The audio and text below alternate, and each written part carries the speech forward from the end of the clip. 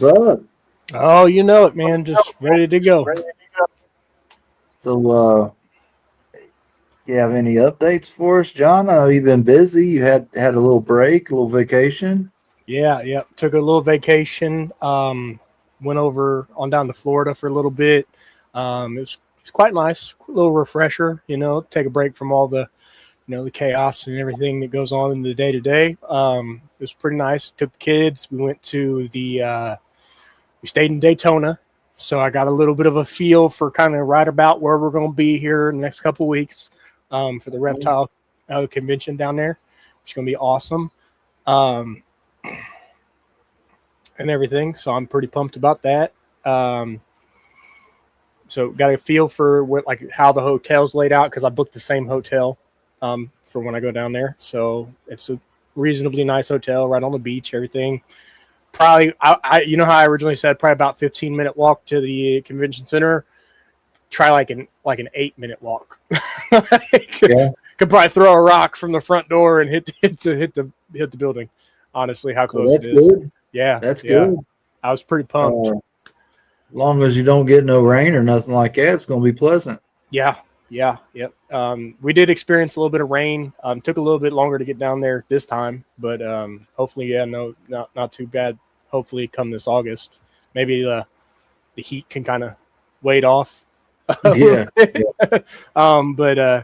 But yeah, I like it.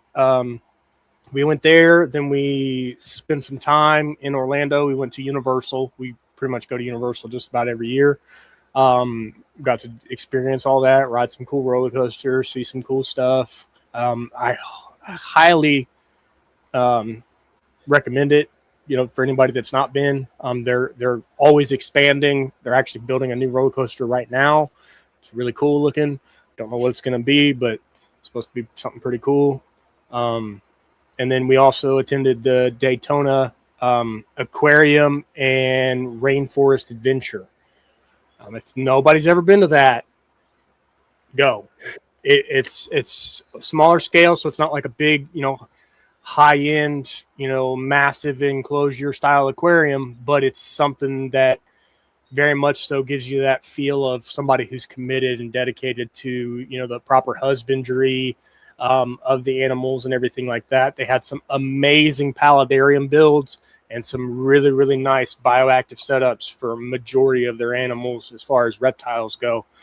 So definitely, I have a couple of pictures that I can kind of share out here after we kind of get into it, maybe pop them up there and everything like that. But yeah, it was a great time.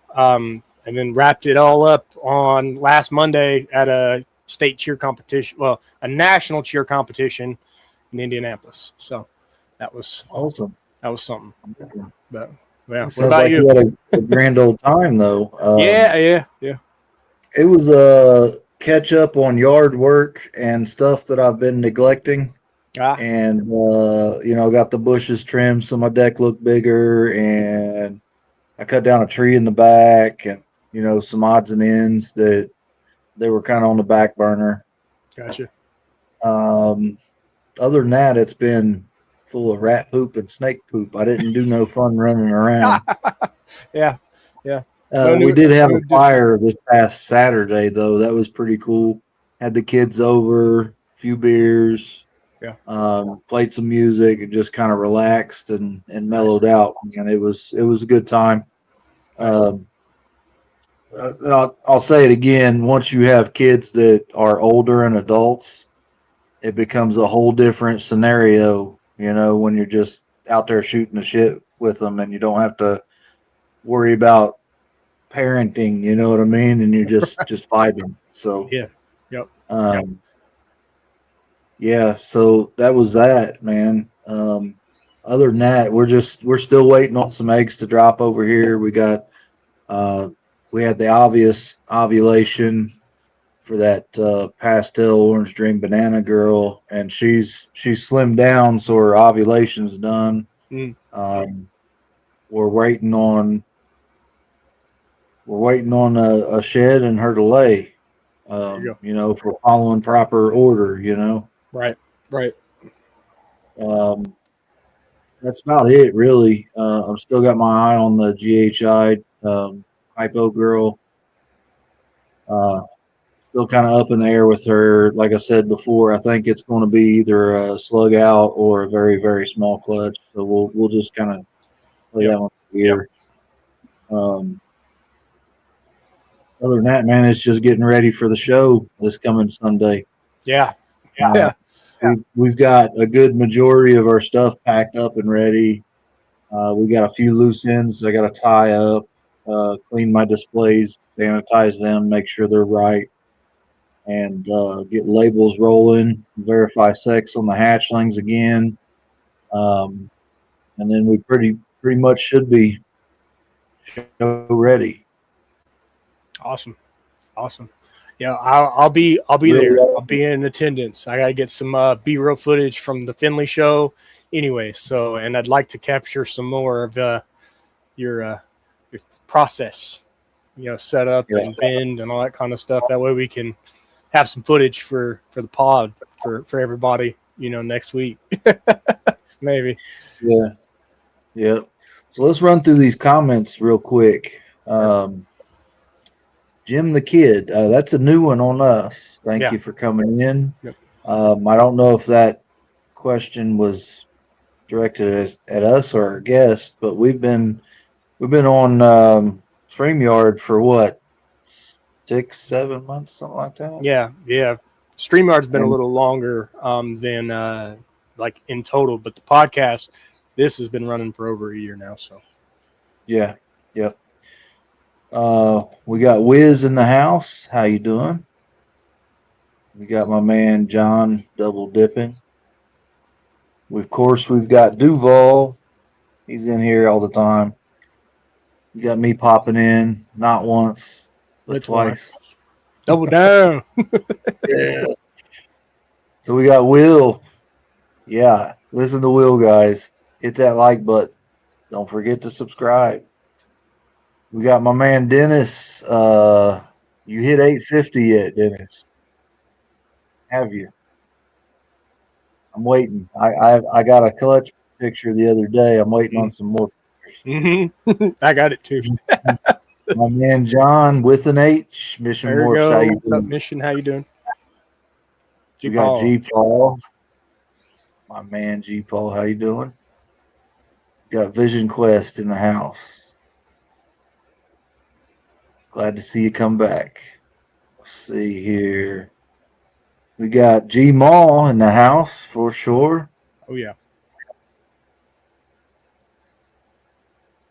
My man Josh, J Slithers. He's a good man. The Candy 1.3 Candy group is doing fabulous, by the way. We got my man John H number 3.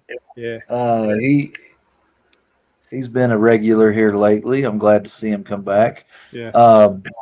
So he just had some pickups over the weekend, and he was wanting to come on at some point and show them off. Sure. If we can't work him in tonight, I know he said they just ate yesterday, so we can work him in for sure on a future episode if they're not available. Yep. Let's see who we got else. Rosella S, my man Luigi. How you doing, brother? Hey, buddy. So we're pretty well caught up. Had a few comments like just 849. Yeah. 850 have been on it. Gmail asked what hotel. It is a Comfort Suites hotel in Daytona. So John wants to know which of us used the H in John. So you got Mission Morphs, MorphForge. See him. He's not in there though. Yeah. Yeah. And we got you, of course. Yeah. Big 10. And then we got old No H John right here. And look at this. We got Eddie Money sliding in real quick. All right, let's go ahead and bring out Marcel and his lovely wife and let them get some little screen time. Oh yeah. Yep. How you guys doing? Hello. We did have this right here. I don't know who this is, but to come to support you guys. Don't worry through. It's something Kev. So, all right. Well, What's it's that? great. It's great to have you guys on. Thank you guys for having us on. Absolutely. Yeah, absolutely. So I know I've seen you on with Wiz and them there for a while. So you've been out and you've been on the show for a little bit. This is my first time meeting your lovely wife. So you want to just hop right into it, or you want to beat around the bush a little? We'll give you the soapbox. Here you go. Go ahead and do your spiel. Kind of tell us who you are, what you're all about, what got you into reptiles, and kind of where you see yourself going from here. Start. You want me to start? It doesn't matter. So I don't show my face online at all, barely. It's an awkward person. He's the people person over here. That's why I am the face. But yeah, we got into the hobby because of me. I'm really into snakes. Well, we got a King snake. Yeah, king snake to start, and then same day he ended up buying one. And it just blew up from there. Oh yeah, slippery slope. Yeah. So what ended up happening was I bought her one. We got back home. She was setting up the tank while I was holding it. And as I was holding it, I was like, oh, cool. I want one of my own. Mm-hmm. And then turned around immediately. And same day. So that's kind of how we started. Our first ball python came from an expo. Went to an expo. Purchased one, then it turned into like 5. Then it turned into 10. Yeah. 20. 100% happens quickly. That's what I'm saying. Yeah. Keep going, yeah. Yep. Yeah, it didn't take me long at all. It feels like to hit 100, and I'm like, Yeah, we heard you hit that number pretty quickly. Yeah. yeah. You scale, and then you're like, hey, wait, bring that back down. Bring that back down. Dial it back. Yeah. So. Yeah. So we heard a little bit on how you got started, or what the driving force was. What was your experience with reptiles or snakes before you decided to start collecting? Just research, or did you have them as a kid, or know people that had them, or? So with me, I knew people that had them. My dad actually had a snake. His or my stepbrother's, regardless. Big, giant boa, beautiful. Friends, some of them also had snakes, different kinds. Always wanted one. My mom was too terrified. So, when you're a kid, that just makes you want something even more. And then, what you got me at for my birthday? No, it wasn't. That wasn't my birthday? Mother's Day? It's like right. No, I ended up getting it right before Christmas. A little bit before Christmas. It was like September, so I got the kids. Okay. Well, either way. It was either September. One of the two. A present of some sort. Yeah. So I'm really excited after that. All I've done is just been around them, researched them, having our own. It's, I don't know, it just blew up. I know it's blew up. The interest has always been there, at least like for me, and I love that he also showed interest in it too. Apparently now more than me, I'm just a housewife at this point. Help take care of them, like the snakes. Gotcha. So are you guys just the 2 species then, the king snakes and the ball pythons, or have you guys expanded beyond just the 2 species? So king snakes are hilarious. If anybody knows colubrids, they're shifty creatures. So both of the king snakes that we had ended up getting out, and we haven't seen them since. Oh. Yeah. So they're sneaky. The balls, and we have one blood python, and then we plan on getting another blood python. Okay. So everything that we have right now, we dealt with dogs for a while, like years.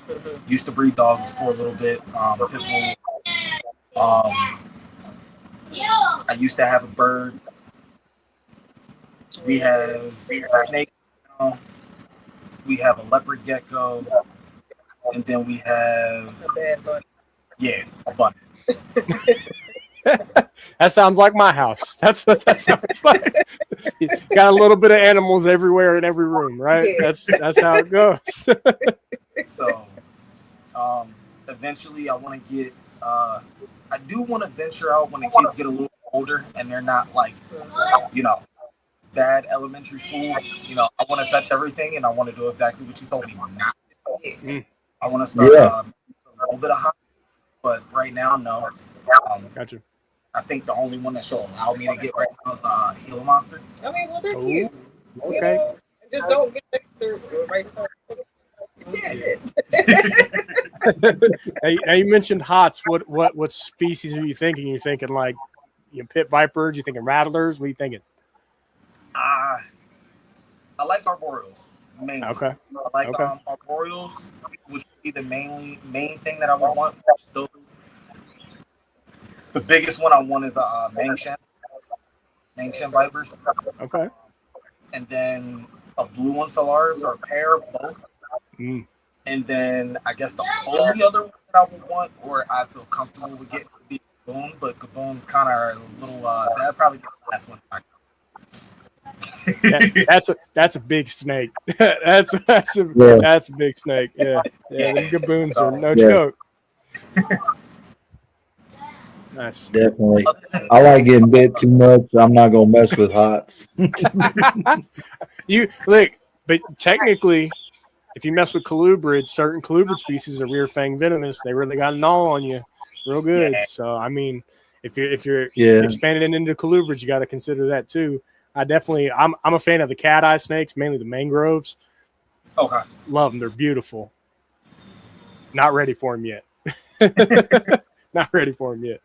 But another colubrid species that I really like is the yellowtail cribos. Oh, okay. Yeah. Oh, cribos are nice. Yeah. I definitely want at least one or two of those. But besides that, we've talked about it. We'll just stick to the balls. I want to dabble in bloods a little bit, and then just a little bit, like maybe one or two pair. That's it. Nothing crazy. And then my dream and ultimate like animals that I would really love to start producing green trees. Yeah. Yeah.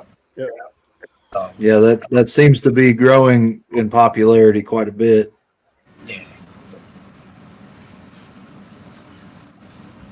Yeah. So I like them. I mean, they're beautiful snakes, especially when they're hatchlings. They go through that octinogenic color change. They go, they phase from red to yellow all the way to green.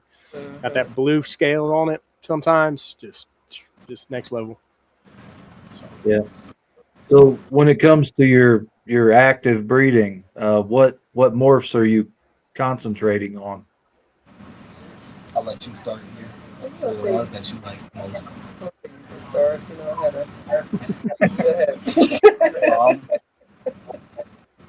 I want to mainly work with so far Dry Stripe.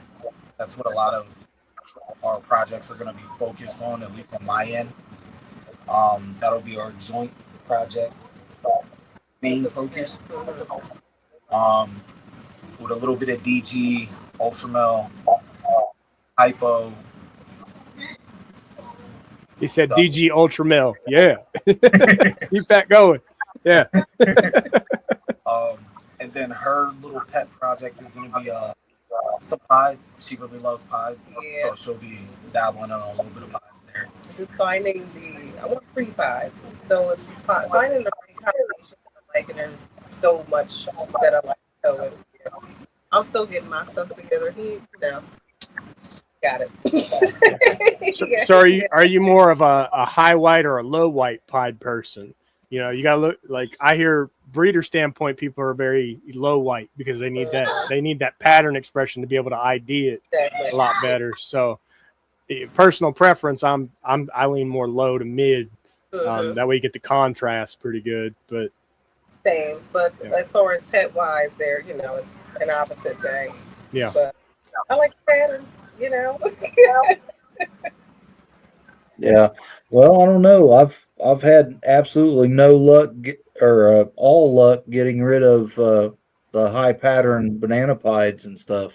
Like they don't necessarily want a lot of white. They just want a bright, beautiful snake. Mhm. Yep, tri-stripe. There's a yeah. There's a fellow tri-stripe Yeah, aficionado yeah. right there. Look at that. Shy's just shy until she's ready to talk. Gotta put her on a subject she really likes to talk about, right? That's how it works. Yeah.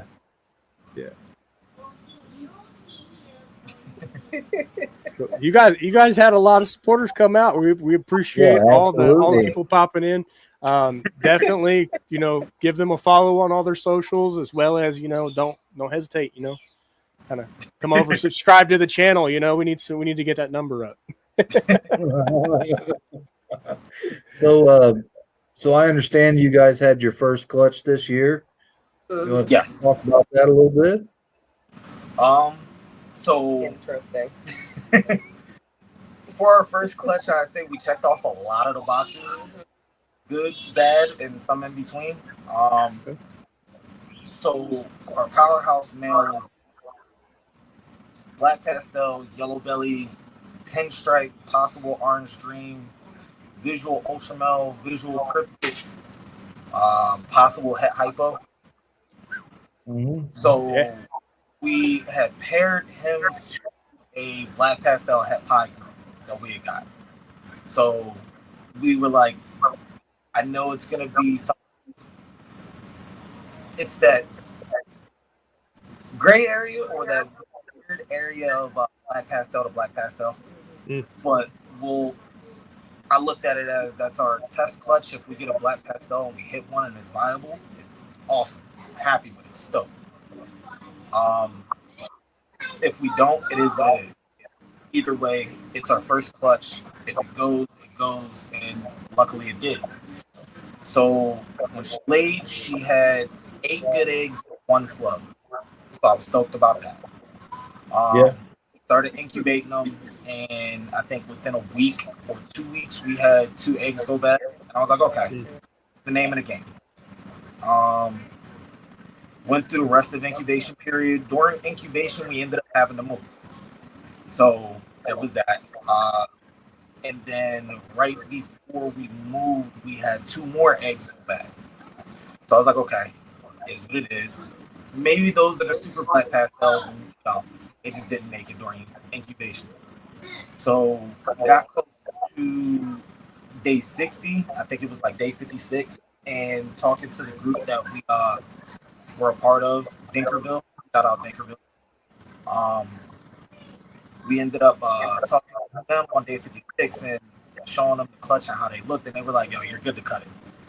So we ended up cutting. We had 3 that looked good, 1 that looked like it wasn't fully developed. So I was like, okay. Still confused. Looked like a bunch of like crazy looking multiple head animals in the mix, and it looked like we got 1 black pastel. A couple days later, I went to check it, found out, or I think the next day, checked on the clutch, found out the one that we thought didn't make it was a visual pie. So I'm like, okay, that's weird. How did we get a visual pie? Ended up messaging the person I bought the female from, and I asked him what he had paired to her previously, and found out that more than likely retains sperm clutch. So she ended up she was paired previously to a super citron and she clown pie. So out of the 4 eggs that made it, the pie didn't make it. We saw 1 that was probably more than likely a citron double het that didn't make it. Both of them crawled out the egg, but like I said, didn't make it. And then there was one that was just kinked, fused together, and had really bad shark tone.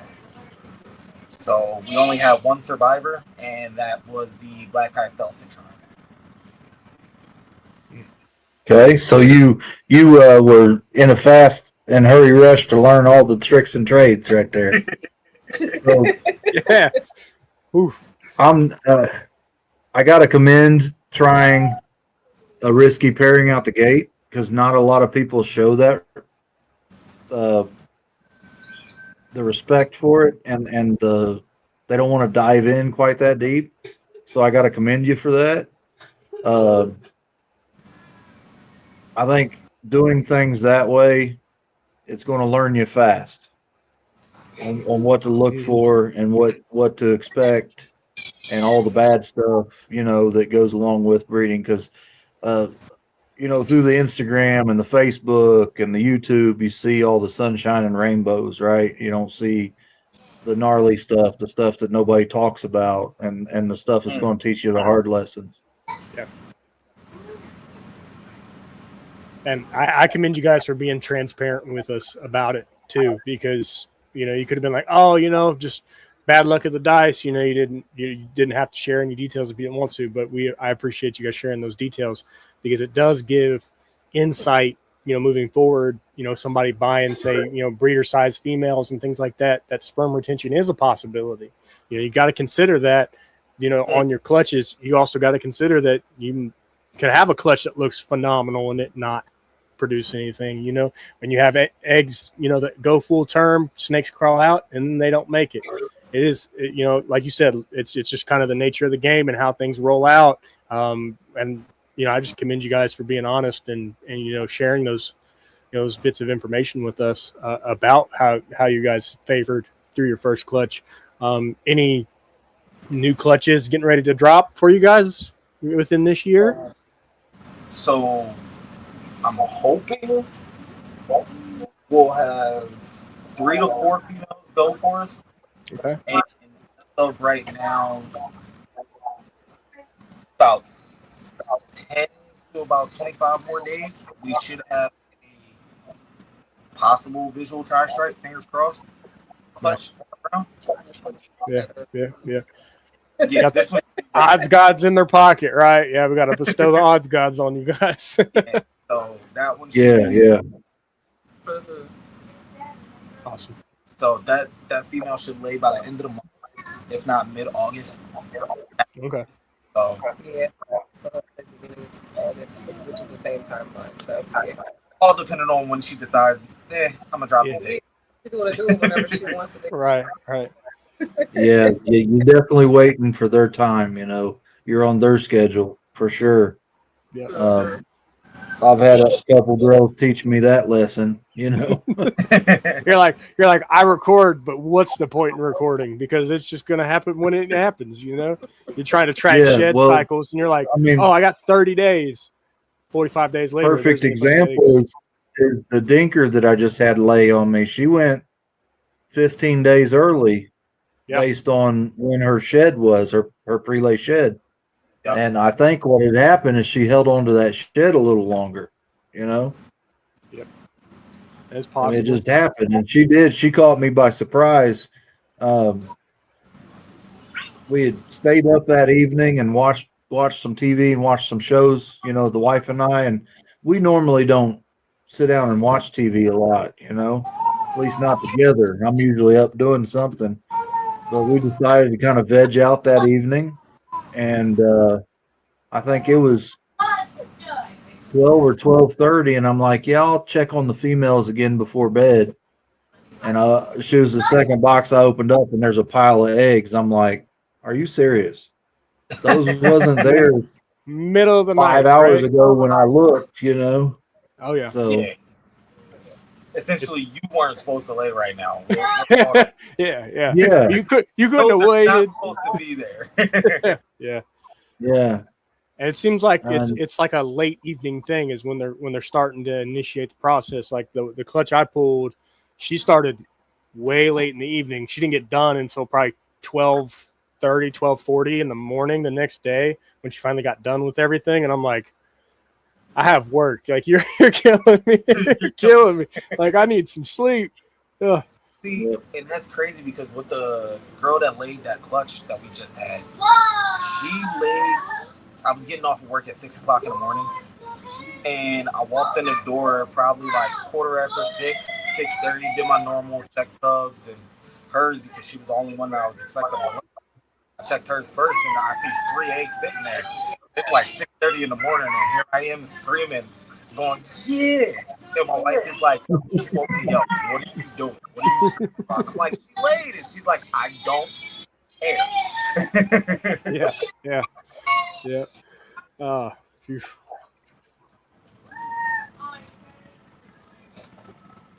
Sorry. Yeah, for sure. Yeah, you're good. You're good. I was Sorry, also reading the comment here. Oh, this one? Yeah. I have no idea what you guys are talking about. Bye. I'm assuming, is he a spider guy? I don't think so. I'm not sure. Oh, okay. I wasn't sure. His I was going based off his tagline, kind of thing. So yeah. What's up, there's my man? There's the odds gods White himself. to the He's gonna. ball. There we go. Val, bless them with the odds gods. Let's go. Yeah, We got a couple more sliding in to show support for you guys. Yeah. How you doing, Paulie? Thank you for tapping in.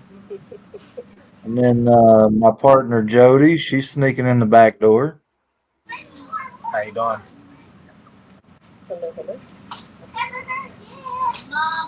But yeah, so kind of like looked at me like, "Why are you waking me up? I don't care if she just laid. You could have." Let's see, we got. Oh, so, yeah, I'm so tired. I don't give a damn. You got Pressure P in the house too. What's up, Justin? Good to see you. Good to see you. I went through Jacksonville when I was on vacation, and I did not make an attempt to go see Mr. Justin down there. I need to when I go back down that way. Here in the next couple weeks, I need to make it apparent to stop and say what's up, maybe see his collection stuff if he's willing to show, that kind of stuff. So I had the kids with me, and when you take them kids with you, they're too worried about, I want to get to the beach, Dad. We gotta go. Like, we're not gonna stop and let you look at reptiles and hang out with your friends. So Oh, excuse me. So how old is your baby now? I remember you posting about. Oh, he's 4 months old now. 4.5. Yeah. What's today's date? Really young. Yeah, fresh. yeah. We have a 16-year-old, a 6-year-old, and then this one. Actually, kind of spread out there. Yeah, that's awesome though. Hey, you go through phases in your life, and if you have kids in each of those different phases in your life, you start to realize, like, I'm so much more patient now than what I was when when you have your oldest. Like, I even noticed that I had mine really close together, but by the time my youngest was born, I'm like, I feel like I'm a different person. Like I've done, grown up, changed a lot about myself, my personality, and everything. So I handle things a lot differently now. Wish I would have done it when I first started having kids, but It's just the way that life happens. Things happen. Everything happens for a reason. Yeah. You just gotta figure out what that reason is. Mm-hmm. Yeah, I say that all the time. Life just keeps lifing. Yeah. big time. So. But yeah. Other than that, I mean, we got a few different codoms, a little, couple of obscure genes that we're working. So her main, like I said, pet project, pet or passion project, however you want to say it, is pods. It's even with the bloods, but that's a whole other day. Yeah. The blood pods are so pretty, also, but they're so damn expensive. What's up, Brandon? That's my man right there, Mr. Peace and Pets right there. Let me tell you, he's hooked me up. Yeah, He's the man. he gave John the Ultramel dream. Uh-huh. He pipelined that Ultramel pipe stuff for me. So, yeah. Yes, sir. But yeah, what else would you guys like to know? So you said codoms. What about what is your? you said? Go ahead. No, you said you were mainly focusing on tri-stripe. You said you were interested in Dinkers as well. Yes. Yes. Okay. You said you currently have one. Yes. Yes. Okay. Is that something you're willing to talk about, or is that something you're sitting on for a while? It's not much that we can really say about it. I guess what I'll say is it's dark. It's really dark. Mm-hmm. I'll leave it at that. Still in the beginning. He said dark morph. And it's we still got some growing and a lot of work to do. Oh yeah. So as far as our Dinker, I mean, if you guys will have us back on after we've had a clutch or two. Oh, you know it. Show off something. Link stays valid all the time. Hop back on. Yeah. You It's said the same dark. link. You said dark morph Dinker. Let's go. Yeah. Say less. Once you become family, you stay family. So Absolutely. But yeah, something that we'll definitely keep a little bit close to the vest for right now, just until we're able to prove it out and do a little bit of work with it. Want to be sure of a few things before we try and broadcast it. If you follow our Instagram, we'll put a couple of posts here and there. So are we talking blackhead dark or Suma dark? I'll leave it up for the imagination. Yeah, I'm with you. You said you keep talking dark morphs, man. I'm just going to keep. I'm trying to send pictures of this zoo because Dennis said I want to see the zoo. I'm assuming he's talking about the photos, but for the one that it's secret dark. For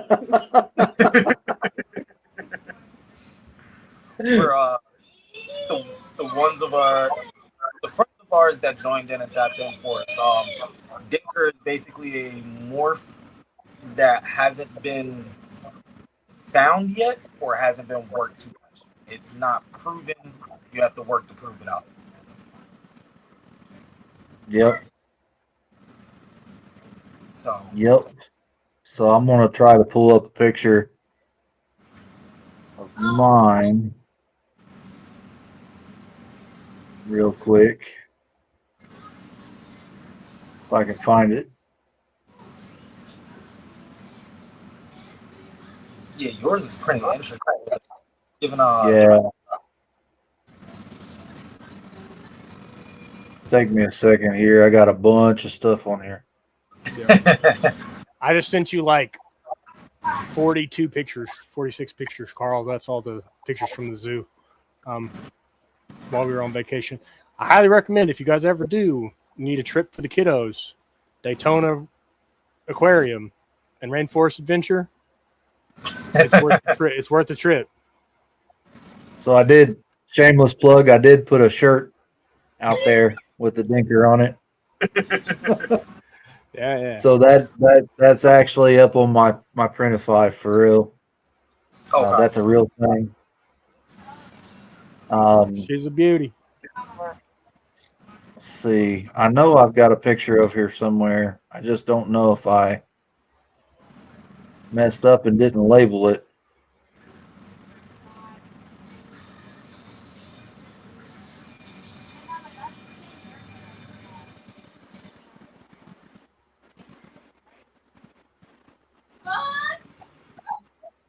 So, John, what are you over there working? Who do you work with? So I mainly focus on the dark morph stuff. So I kind of the way I rebuilt, because I had to rebuild my entire collection. So I scaled and then reduced and then had to like build back a solid collection to really focus in on the projects I wanted. So I found several recessive traits that I really wanted to touch. So I focused on DG, Pied, Ultramel, G Stripe.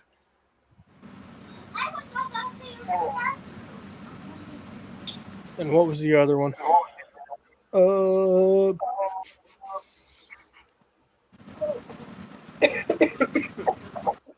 And then I have some hypo stuff and some lab albino stuff floating around. So I got a couple of other ones that I'm not necessarily going to touch, but I have available to me when I want them. But most of the codoms that I have stacked in are dark morph codoms or heavy pattern distortion codoms. So focused on like HRA, Blackhead, Black Pastel, Leopard. And then you got some stuff like ODYB, some other stuff that kind of like tailors into each other. I do have an obscure. I have an ivory for some reason. I just have an ivory just because, So I have some different stuff that I can produce more with if I wanted to, but yeah. I really wanted to focus. Try to realign myself to make the most black ball pythons without it being a Suma, right?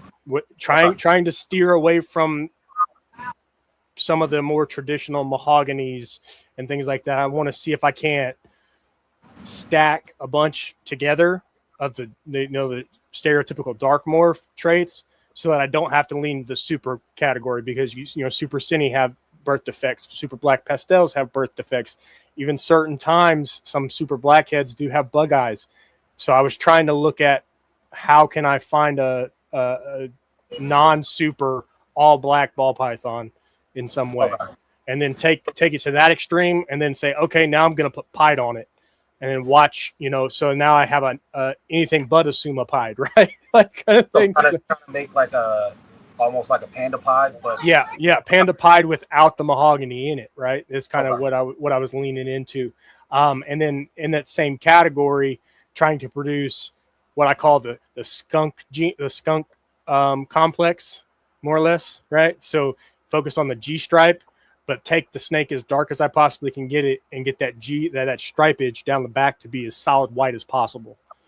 So really trying to like contrast on the distinctions is kind of what I'm focusing into. We'll see. It's probably going to be a long-winded project, but I still want to focus on it because it's something I'm passionate about. And other people might be working the same thing or have the same vision and may have already produced it, but I want to kind of work it my own way with my own spin, just to see if I can, make something pop out. Okay. So are you trying to go for like without the pod, or are you trying to like a obsidian type of deal?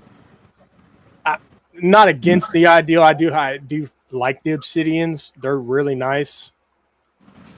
They kind of you see them at the height, top of the top price, and then you see them like drastically cut at some of the other productions, but it's because of the like color saturation in some of them versus the others. So they all follow the same cookie cutter pattern, right? They always, hey, this is what genes I'm using. I'm like, those are the genes you use. I want to use different genes. See what happens. Okay. So.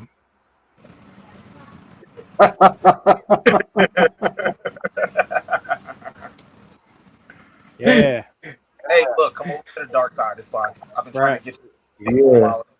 Yeah. There's place to be, place to learn, right?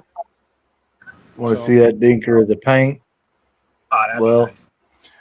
Listen, he will inchy paint the world, buddy. Let's go.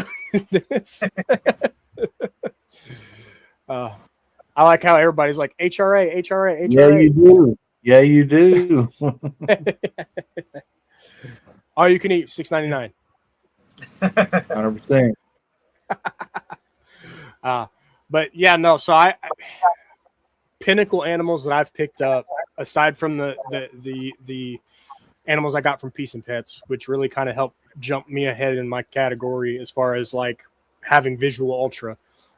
Finally, I I picked up an HRA triple het not that long ago, and she's getting closer to being breed ready. She's crossed the 1,000 threshold. When I got her, she was like 850, 900 range. So I got her over the 1,000 mark finally. So she's finally passed that wall. So now she's just, we're going to keep working and getting her there. I'm probably not going to pair her probably the rest of this year. I really want to get her closer to like 17, 18 before I even consider, her for anything. And body condition wise, she's very healthy snake, but the male that I'm going to pair her to initially, he's got room to grow too. So I got a little bit of time. Okay. But what's say a project like or trait that you don't have that you were looking to pick up maybe in the next couple years? I still like what was it? Oh God, Arroyo. Oh, Arroyo. Okay. Yeah. That's kind of obscure. That's not a lot of people have it. I mean, they touched it and then they kind of went away from it. So it's not a bad thing to have by any means. So obscure, a little bit of mainstream, and then trying to figure out something that's not out there at all. Like, cultivate our own gene within itself, kind of like what we want to do. We don't want to work just straight mainstream things. Yeah. So, like, don't get me wrong, we still love OD, YB, Red Stripe, Black Pastel, Clown, stuff like that. But we also want our own little niche things. Like, one thing that we're trying to work on is, like I mentioned earlier, that clutch that was a surprise, which kind of works out for us, is Citron. So Citron is definitely something that we'll be working really heavily towards, and trying to cultivate that with some of our other projects. Nice.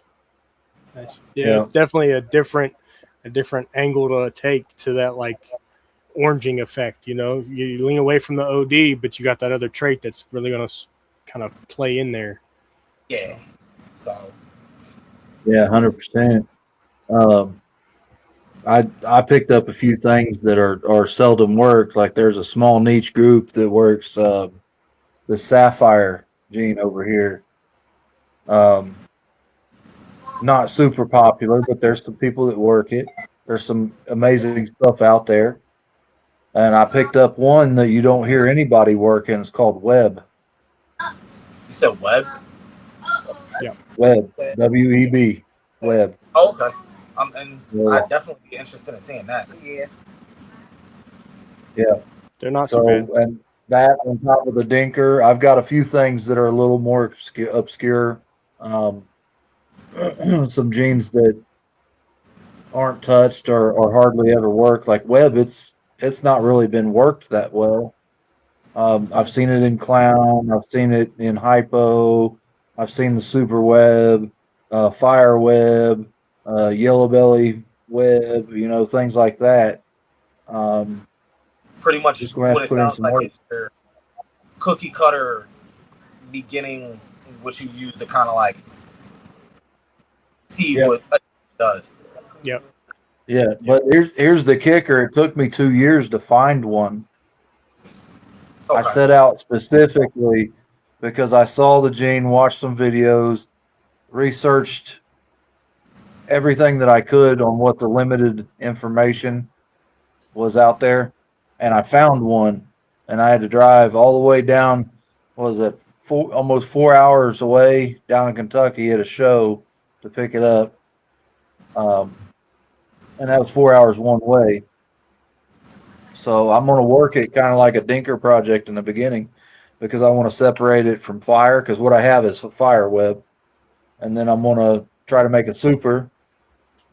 And then it's going to go nuts from there. I've got a lot of big plans to put into it. Once you've got that single gene, once you single it out, it's kind of uphill from there. But when you find something that it's already been out there and not really worked a lot, and you find it with something else, and you have to separate. Otherwise, it's like all right.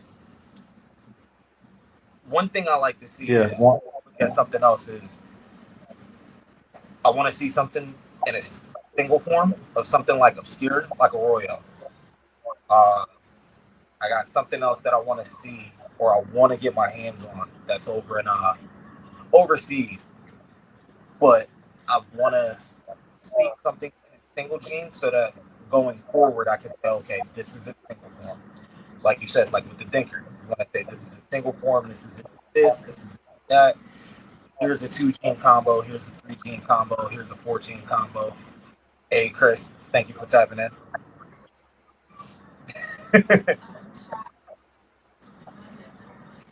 You say Mitzi?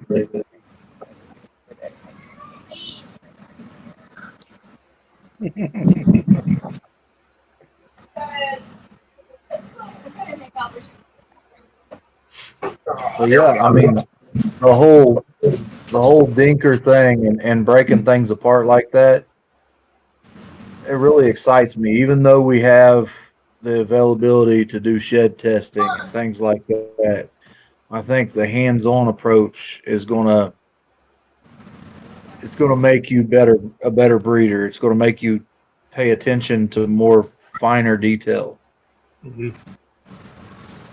You're gonna pick up on you'll pick up on specific markers the more you work it and the more you layer. That's the big one is as you start layering it, you still want to be able to ID it.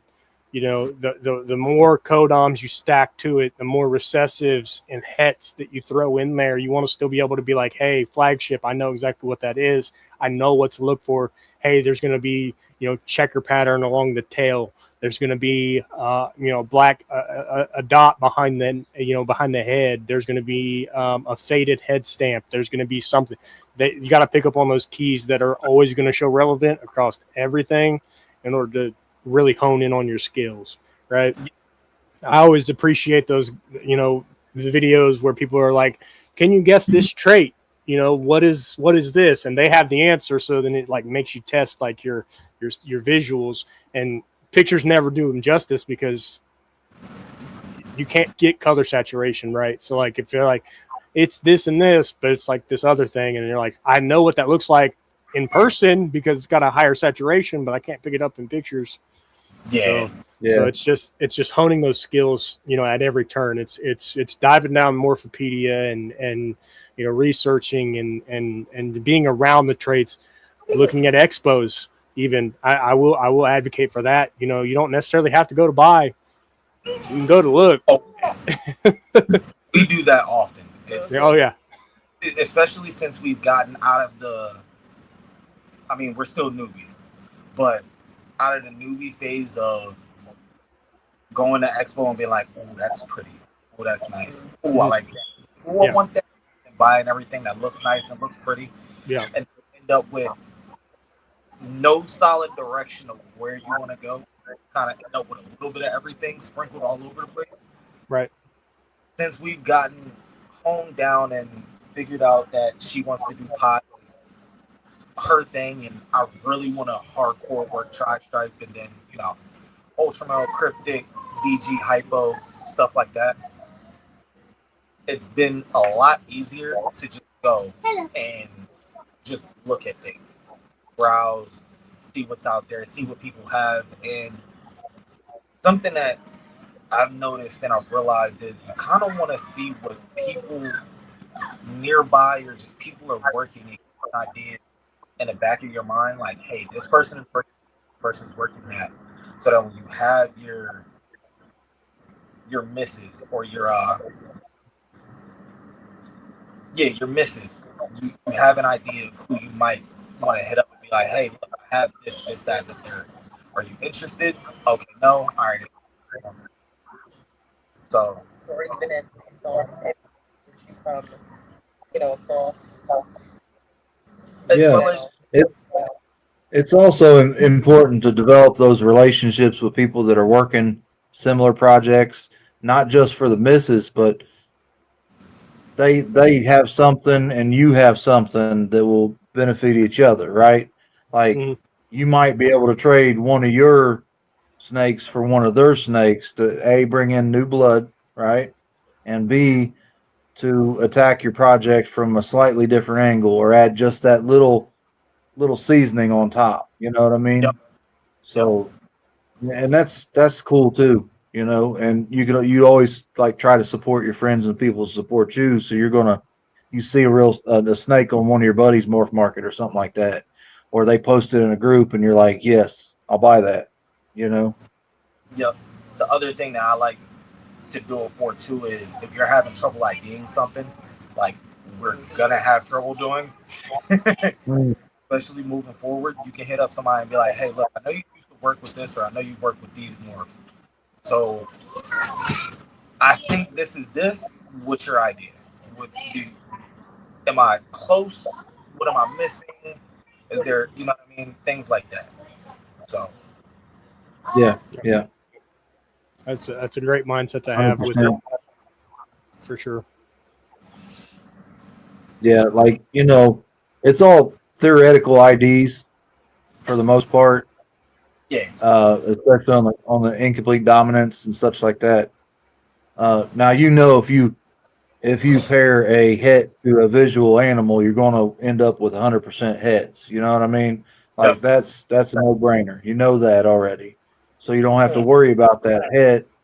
You just got to worry about visual and ID and the incomplete dominance, and then concentrate on that. And then even then, depending on the value of the animal, it might be worth it to go ahead after you've developed your opinion. Go ahead and get the shed test if it's something that's testable right now. You know what I mean? So that'll further lock in that idea that you had, whether it be correct or incorrect.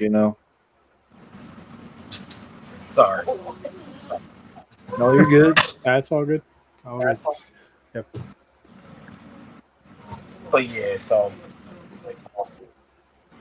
So you said you have Visual Ultra already, and it's tied to, you said Krypton or Cryptic?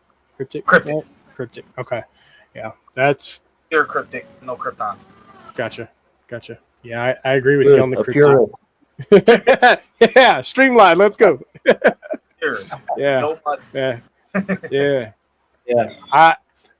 So as it stands, I've got a couple mutts, but I'm leaning like I'm driving my projects cryptic for sure. Oh yeah. Yeah. I'm very selective, right? So I don't have but one clown in my entire collection. I have one. I have 2 visuals and then 1 head. Yeah. So everybody keeps giving me grief about, oh, you're a clown hater, and I'm like, no, I see things a little differently than most, because I know that clown is such a heavily hammered project. They have taken clown to just about everything. I won't say everything, but they've hammered it in so many directions. It's hard to find a place for it here, right? So for us, I started out with wanting to work clown first, and then I kind of turned around. With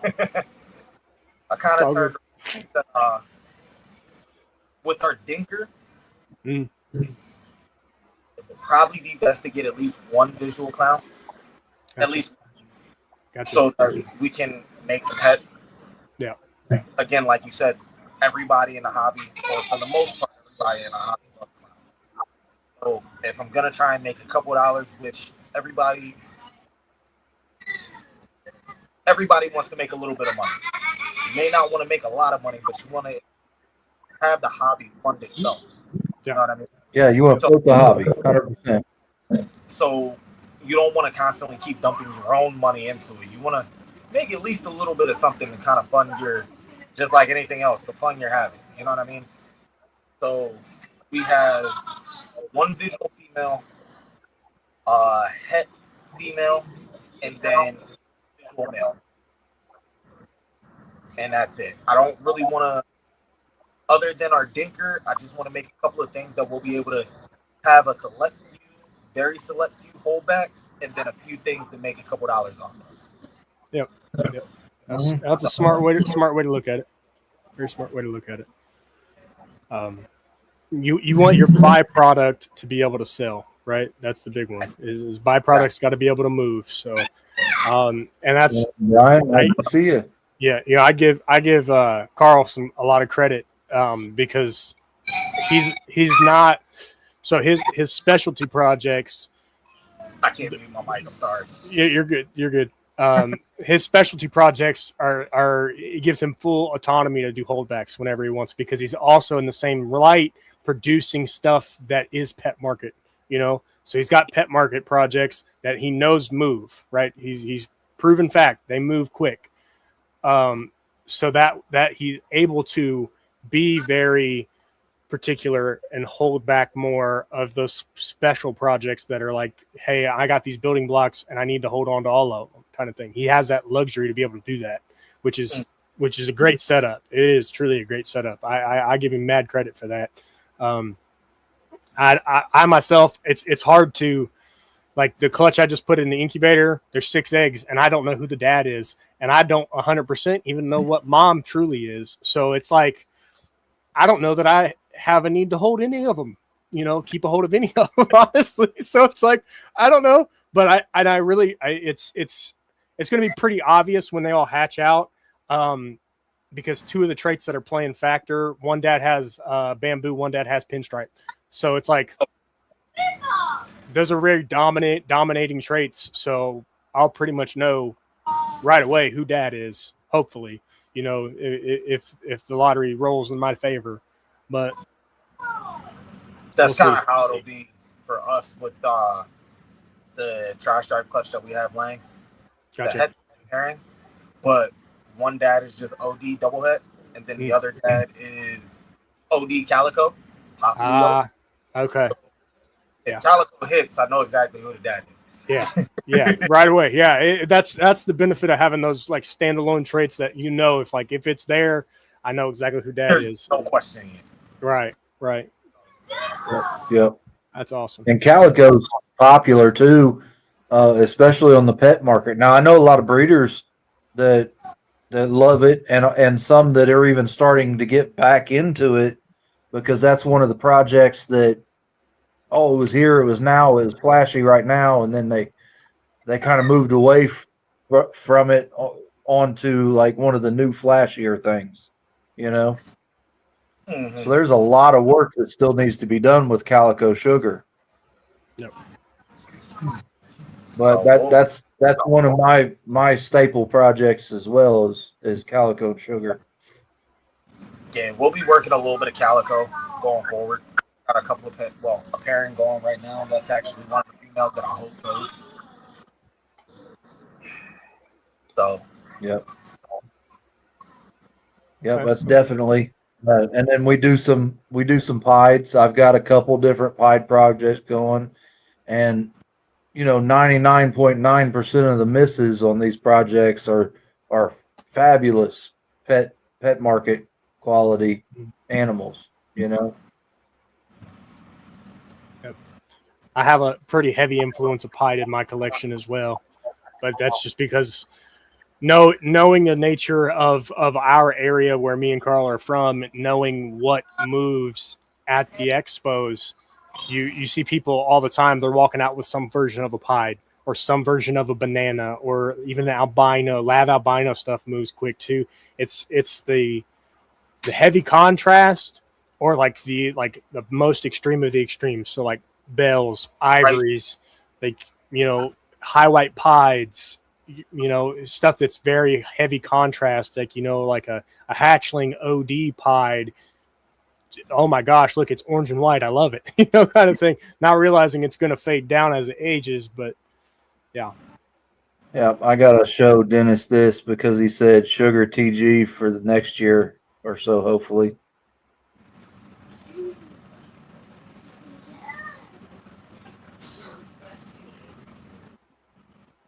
Sugar True Ghost.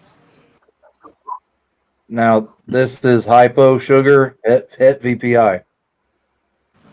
So he's like right there from the True Ghost. Yeah. Yep.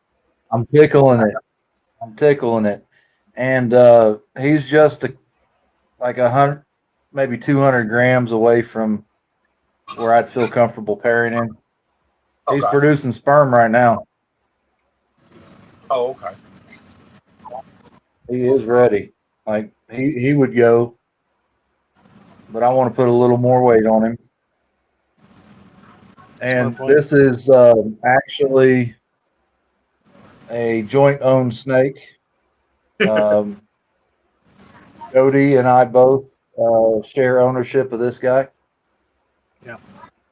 See, that feeds back to having good people in your corner, right? People that support you as you support them. You're able to do joint venture projects. Hey, if I send you this, you send me that. I'll work him, you work her. We'll do trade-offs on eggs and stuff like that. It benefits. You know, it helps you. It helps them. You know, and what's your guys' take on that when you do a joint venture project? Who picks first? Well, it depends. Because really I know depends. you mentioned that you've done dogs in the past. You know, when you like split a litter of puppies, how do you pick first? Who picks first? Is it sire or dame? But then does it go who's got the more expensive dog or who has the more expensive snake in the game? You know, how would that go? I never really did. When we bred dogs, it was just something that we dabbled with. Gotcha. It wasn't something that was like a consistent thing. So I only think we had like maybe 2 litters. Okay. And it was just our own dogs, so I didn't have to worry about that. But as far as with the snakes, unless I trust you, and it's somebody that I'm cool with, I don't think I really want to do a joint pairing too much. It's too much up in the air. And then if there's no trust already built there, I have to either trust you with my female or my male, and I probably don't want to send my male. That's fair. And same thing with you. You probably aren't going to want to send your male. You know what I mean? So that's fair. Yeah. And then as far as splitting the clutch goes, if you don't have a rapport with somebody, it's hard to say that they're going to stick to what you guys agreed to. So to alleviate anybody getting upset or any bad blood or a foul in mouth, for lack of better wording, I'd just rather not do it unless it's with somebody that I'm close to or I'm cool with already, you know. Right. I got you. And that's not even including the biosecurity thing. Well, you know what I mean? Yeah. I mean, no matter what, you have your quarantine process. Everybody else has their own quarantine process. Exactly. So any snake, no matter if it's coming from somebody you trust or not, it does have to go through those quarantine steps initially before it goes into collection and everything like that. So I do like Brian's comment there, though. He said he usually just gives first pick immediately because he's usually helping someone else out. And that speaks volumes on character right there, that, you know, you'd be willing to help advance someone else's project, you know, in a way. But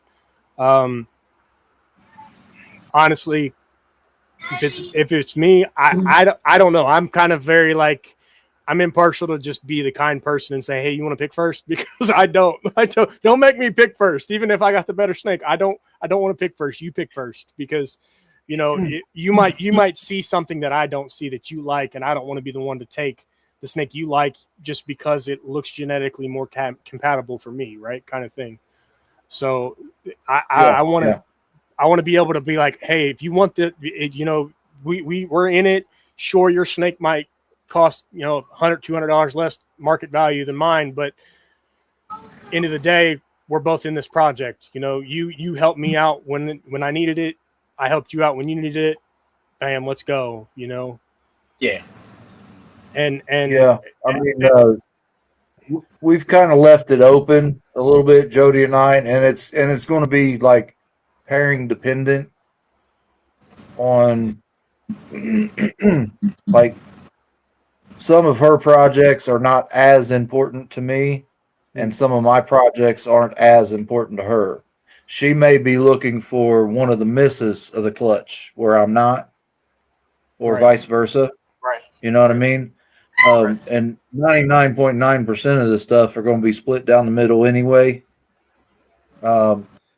Some projects, she's like, oh, well, I just want one snake and I want it to be this. If you hit it, I want that one. You have the rest. Do what you want with them, and vice versa. You know, but it really depends. Each time we're going to sit down and discuss our pairings if we're doing joint work. You know what I mean? Right. Like she's part owner or actually sole owner of the Dinker. I'm just doing the legwork. Okay. You know, she was the investing partner as far as that goes. You know, but I've got no problem putting in the work and separating the gene, and doing the longer, long-winded portion of it. That like brings me joy. So it's nothing I mind doing at all, and it's just one of those things. We work it out. I scratch my her back, she scratches mine. She does. She sent me snakes before just to switch to frozen thawed. Okay. Because she feeds primarily frozen thawed. And if it benefits her, I'll hang on to a snake and work with it and handle it, make sure it's more docile and not so defensive, and make sure it's on frozen thawed real well, and then send it on to her, whether it's something I planned on breeding or had interest in or not.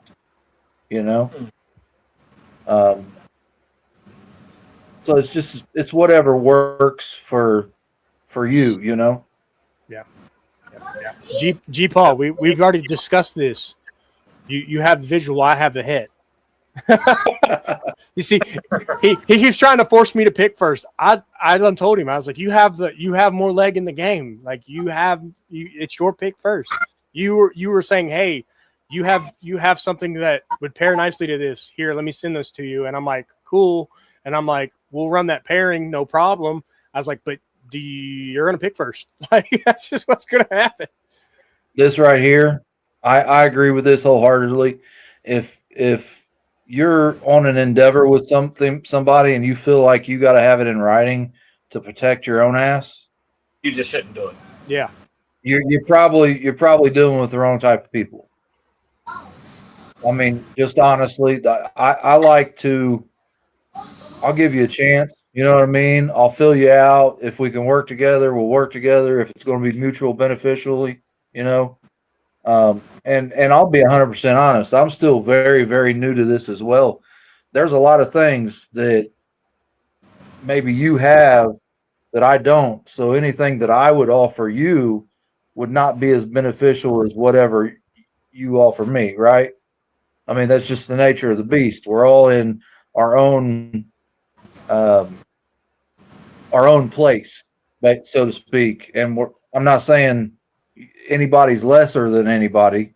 I'm just saying we're all at our own different level, right? Because we started at a different time or had a different direction and maybe switched gears or whatever the case may be. But then again, if I could go with somebody else and have a joint pairing, and it'd be the other way around, right? I'd have something that's a leg up on, or more genetically significant in the pairing, and I'd be helping them out more, and that's fine. You know what I mean? I'm not above any of that, right? And I like to say this a lot too. I'm not in competition with anybody but myself. All right. Oh, yeah. I want to be better off after each pairing. I want to be in a better position or a better breeder and have everything better genetically that I've saved back, better in a better place than I was last year.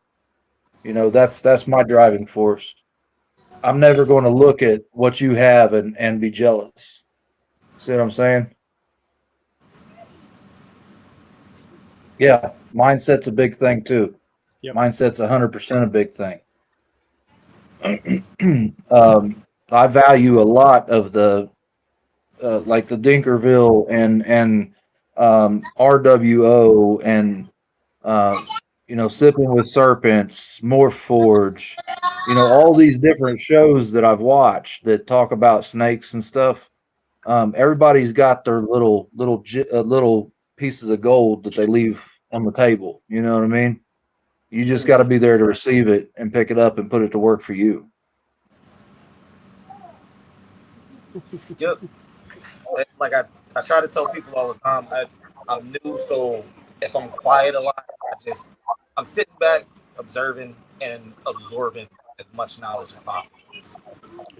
The best thing to do is listen and implement it in your own way, right? So like when people are sharing, different tips and tricks, you don't have to utilize every bit of it, right? You can pick and choose what you navigate with, but don't ignore the fact that they're giving you some type of advice that has worked for them in the past, right? Like we've had that conversation in the past, to give someone advice and then completely ignore what you tell them to do, right? Like everybody's got their own way of doing things, absolutely, but when we tell you like, hey, you should probably do this, this, and this, just little tips and tricks, you don't have to do it that exact way, but to implement it into your routine, it may benefit you. So you don't have to bang your head like, why is this not working for me? Yep. Take it from somebody who's had the headache. Like there's a lot of us and then a lot of people in this chat that have been through the struggle. They've been through the the mite issue. They've been through the RI issue. They've been through like a lot of those like terrible things that can come about in this this industry. So don't be against the idea of like, hey, maybe try this.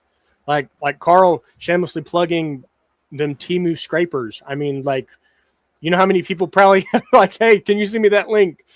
So that thing right there, the greatest little corner scraper you'd ever see in your life. Well, so I've used the hell out of this one. It's wore down on the tip, but it gets in them corners of the tubs great, man. Okay. And you get them urates out of there, a little bit of cleaner, and it just busts it right off of there. And it doesn't mar up your tubs. Yeah. And I absolutely love it. My wife found these on Temu, of all places. Oh, wow. She put him on game, and then he was like, hey, you might try this. I literally have a stack of things. And I'm not kidding when I say they help so much. G-Paul, I know John picked them up. G-Paul picked some up. Gosh, I know at least 2 or 3 other people has picked them up because I suggested them, and they all freaking love them. Great little thing. If you ever get like everybody's had a snake blow out a cage, like just blow it up. Just literally splatter the corner hard, and like you struggle to get that out with just paper towel in your hands. Oh yeah. Take out a little scraper and just knock it down, pick it right up. You're good to go. I've also heard those what are they, like the little cricket spatulas or whatever that they have? Yeah. Ones that have the rounded front end to it. They're pretty good for getting them out the corner of the tubs. Yep. They don't scratch, even though they're metal, they don't scratch up your tubs like that, but they get in there really good. Yeah. There you go. G-Paul, he's right there. He said, I'll send you one if you want one. Oh, perfect. Just IG message him. G-Paul's a very generous guy. He's the guy to talk to. Just talk to. He's a great friend to have. Trust me. He's a great friend to have. 100%. And listen, Mrs. G-Paul's over here. She's giving me some flack. She said I have to pick first on this clutch. And I'm still waiting on. Like, that girl has still not. Like, she's just chilling. She's cold side chilling right now. And I'm like, what is going on with you? Like, you really want it, so I'm gonna make you wait for it. Oh, 100%. That'll be clutch number 2 for the year. And then there's a joint pairing with me and Carl. He lent me a female, so she's swelled up real good. We'll see. We'll see. That one's gonna be pretty nice too. Yeah, I keep on telling him, just get with me. I'll bring the ultrasound over. Yeah, I know. And normally I get a little bit of free time here. Lately, I've been having a lot of overtime work, so I've been having to like go do my day job, and it's It's been Yeah. it's been taxing on So me. I'm on call tonight. Yeah. You know. Yeah. So you guys want to see some snakes? Oh yeah, absolutely. We love snake and Yeah. tail. Come on. Yeah, snake and tail. We love snake and tail. Let me get switched over. Oh, switched on over. Yeah, we'll blow you up and show everything you got. Show whatever you want.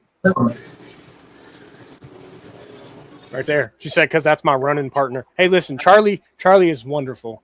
We love Charlie around here. There we go. You're right. Absolutely right, Big Worm. Ultrasounds make the big difference. Yeah, they do. I'm fortunate enough that I don't have to buy one yet because I got a friend that lives down the road. So That might be just a tad bit too far. Look at this. Brian's got jokes.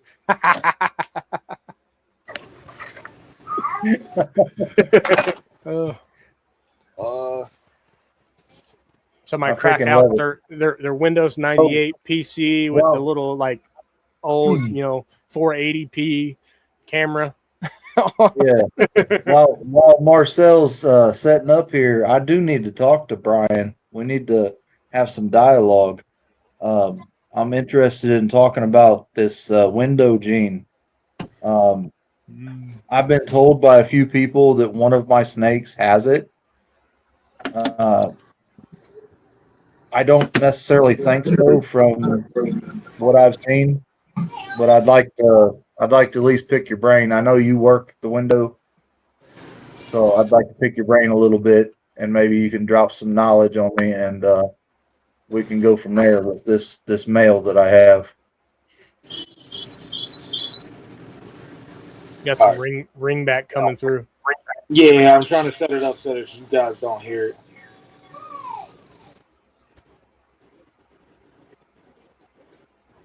All right, that better? Yep. Yeah. No, you're fine. Setting up the light box here. Yeah, the camera's probably going to have to. If you're showing snakes on that camera, they'll have to move. Oh no, he's got the light box. Never I was mind. gonna say he got a light box camera. See, yeah. There we go. I just got Beautiful. it. It's my phone. I got it held down at the moment. So since we just mentioned. He said, "Never mind. Use that head as a door." So here is a. So let's blow this up here. There we go. This is a calico window.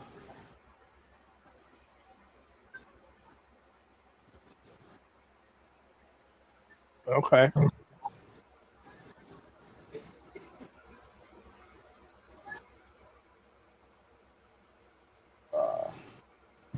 So there's that. Oh yeah.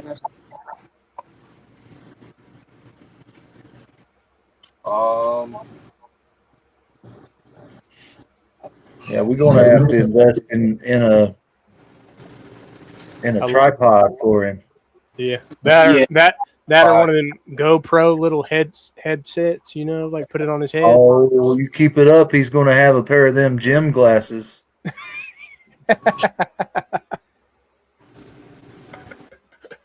That there is a black pastel citron inchy pet pie. That is nice. I like that. Yeah. Very, very just clean. Yeah, very clean. It cleans it up. It distorts the pattern a little bit, and it gives it like that orangish hue to it. Yeah.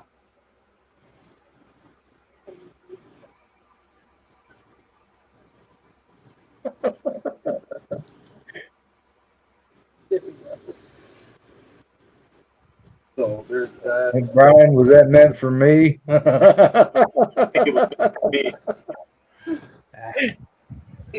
My hair. So sticking to citron, She's got a little bit of stuck shed to her, but you can still see her colors there pretty good. This is a Super Citron and Sheep Pie.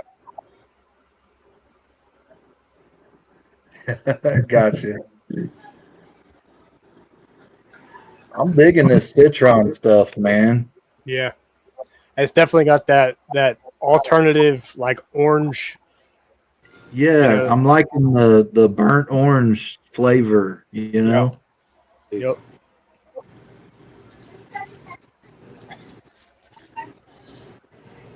That one's funny. Yeah. You just skipped right over that window. No, I was taking notes. Yeah. What's to try to look for? I was taking notes. Let's see. Here's one of the mail, clown mail that I have.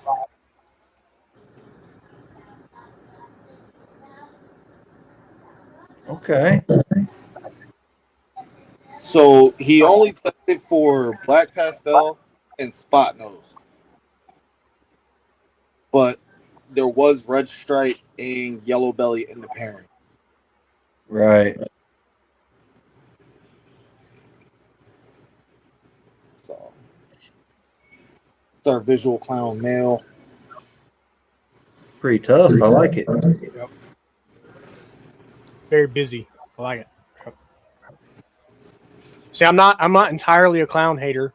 Some clown does look nice, and it gives that like real busy pattern. It's really good.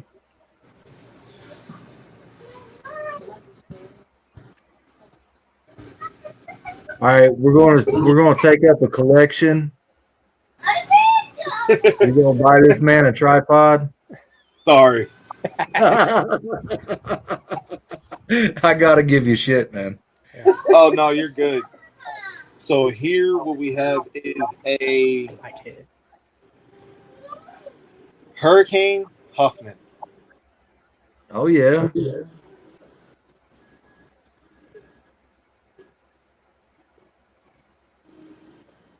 I was kind of thinking Huffman, but I'm a little undereducated when it comes to IDing Huffman. Huffman's definitely on the list of dark morphs. It's eventually coming to the Void Century house. Here comes the crashing camera again. Give me a second.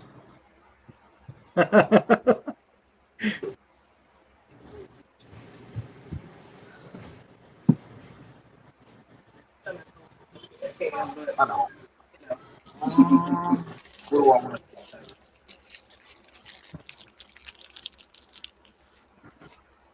I'll show off that.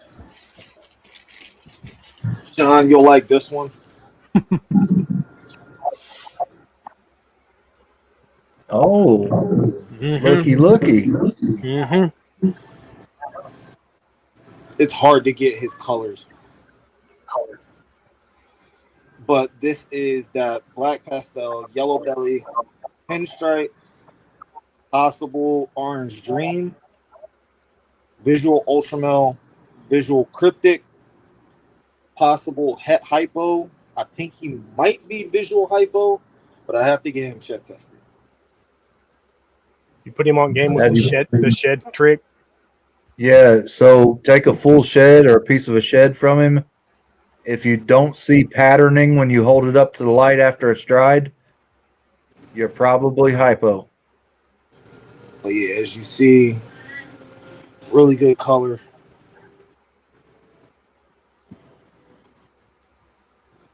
Crashing camera again. There's another John. You got more Forge popping in. Yeah, welcome in. Good to see you. I like that. You're John number 4 tonight. Yeah. More Forge. You're late to the show. I like that though. I do like that. I like some ultra and pinstripes has always got a soft spot for me. It's old school and it takes over a lot of stuff, but it just looks so nice. And then there we go. Our visual tri-stripe girl. That's Het for DG.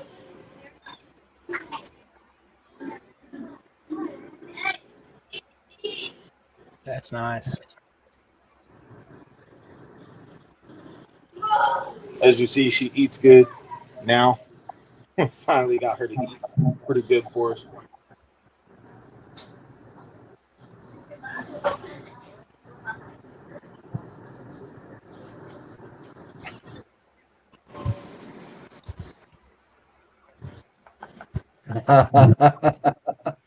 That's a good comment right there. Or see if we can do this. Can we do that? Where I work? Yeah, there you go. I don't think there's any zooming in on it.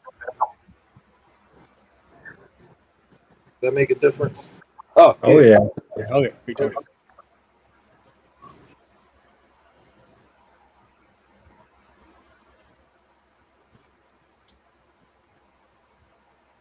Here goes pastel, stranger, yellow belly.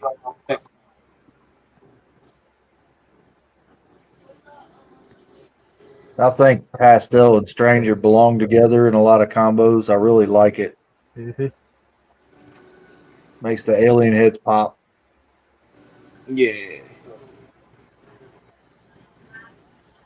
Yeah, it does a good job of keeping the alien heads apart too. They don't saddle over the back either, which is nice.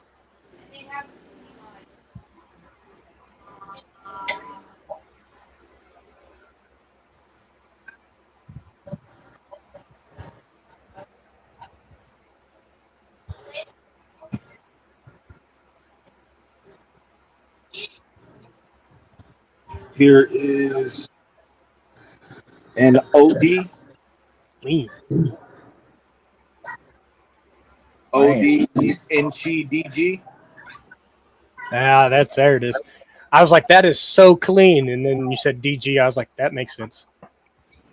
Yeah, and she didn't hurt it none either. No. I know big worm spider senses just started tingling. He said DG. He said, "Oh, where?"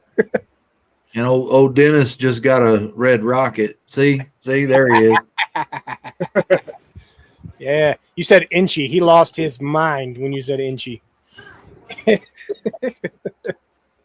It's great. It's great when we know what traits these guys really work with hardcore. So whenever anybody brings something out that's got it, you're like, "Oh, I know who that is." Like, wait, they're gonna show up. Like, wait a minute. Yeah, it's like prophecy and saying HRA 3 times. Oh yeah, yeah. He'll I had, pop I, up into the I chat. had to bring it up. I saw him in the chat. Here is leopard double het hypotron. Okay, let's see the belly. Oh yeah, Uh-huh. You said I like him. I like the leopard with the busy belly. Yeah, leopard. What was the other one? The other Double color? het hypotron. Okay, so just standalone leopard, double het. Okay. Yep. I got you.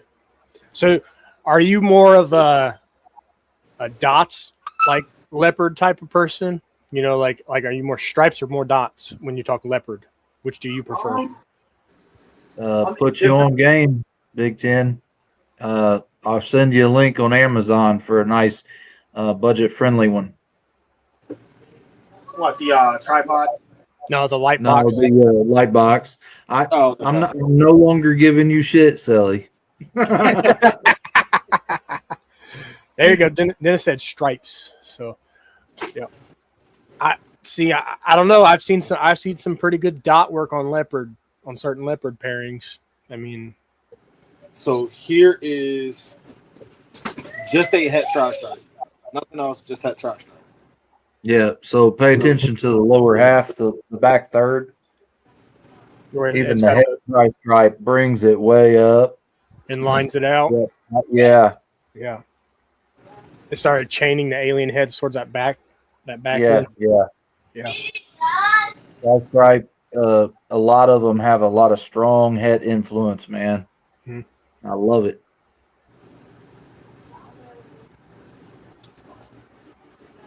That's nice. That makes it easy to identify too. Like you're like, oh, I know what that is. Dang, it's het tri-stripe, you know?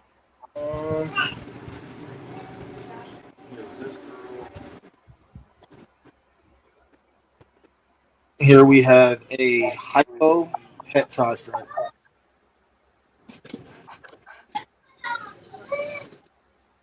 Yeah. Okay.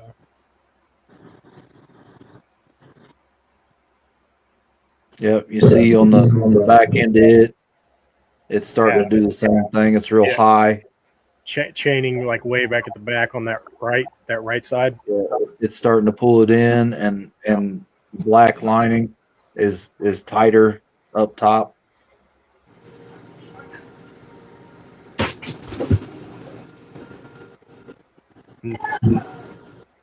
Yeah, that is a nice hypo.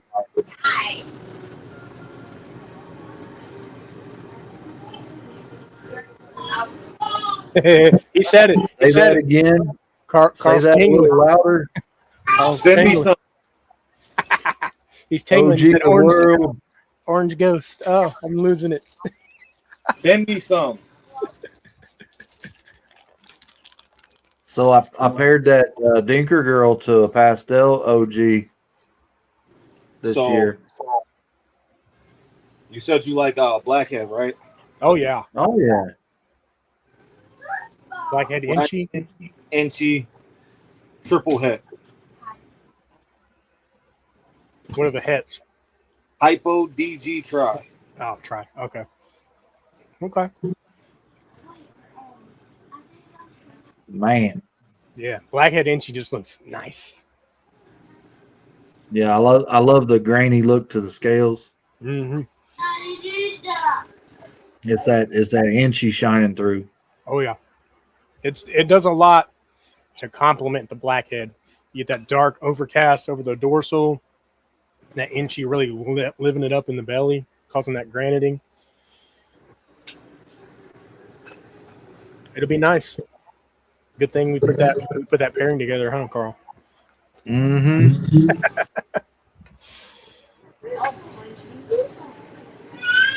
Here is a Here's a OD double het hypo tri. Nice. Very, very clean. Very clean. He's pretty busy.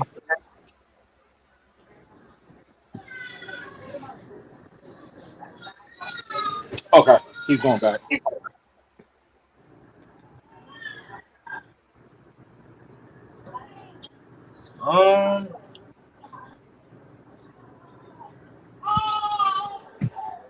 Here's this girl.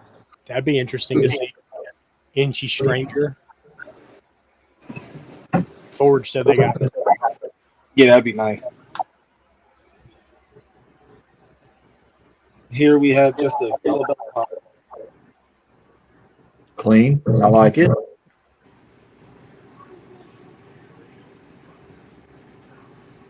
That's a nice mid to low. Yep.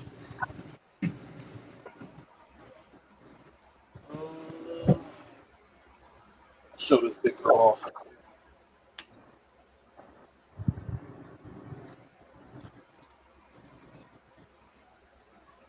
Oh yeah.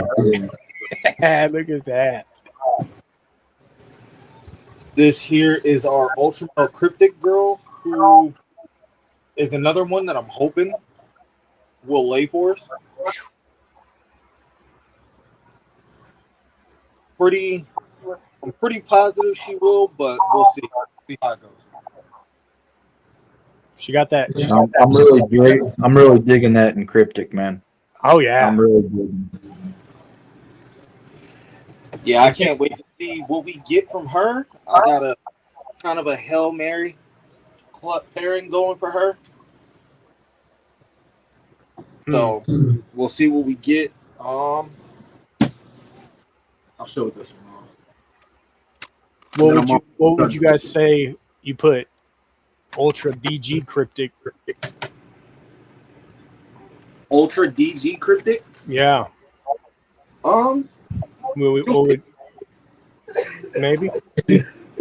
Maybe, possibly. Hmm. Here's one of our obscure genes.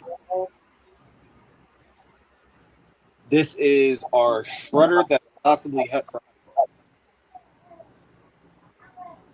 You said shredder het for what?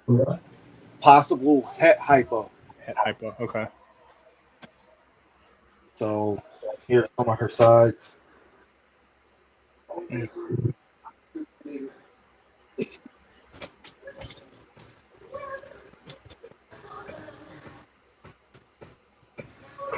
Everybody over here messing with the Dinker trait, making me want to pick up a Dinker project.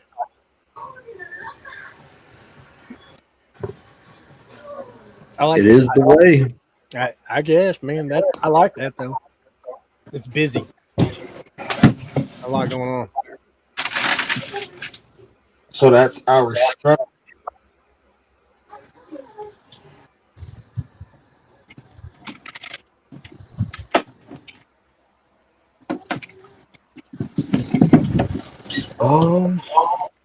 What else? Oh, show this girl off.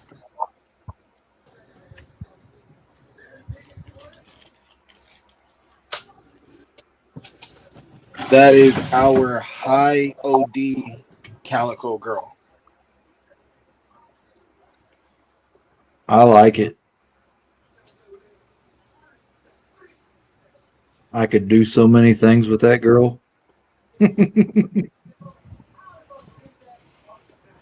So she's got a nice ringer down the tail.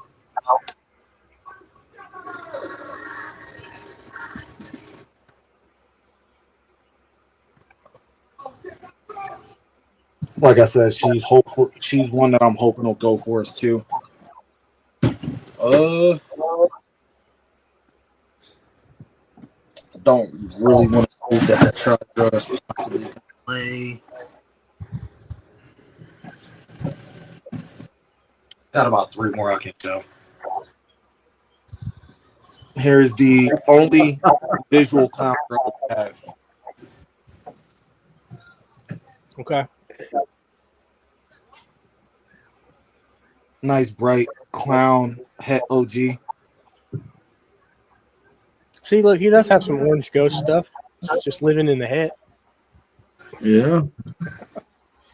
Like I said, I need that heathen hatchery OG though. Nah, that's fair. So there's that.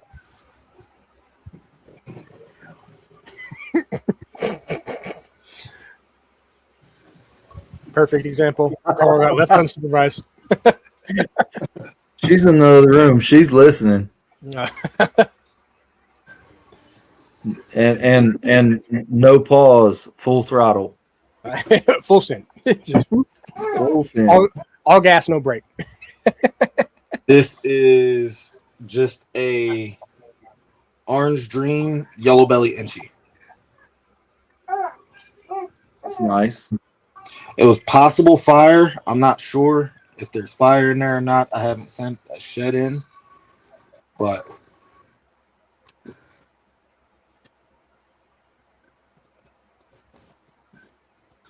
Nice. Like that. Okay.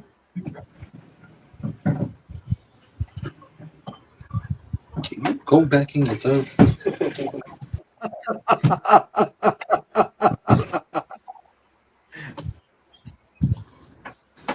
And then this monster of a girl here is our visual OG. Oh yeah.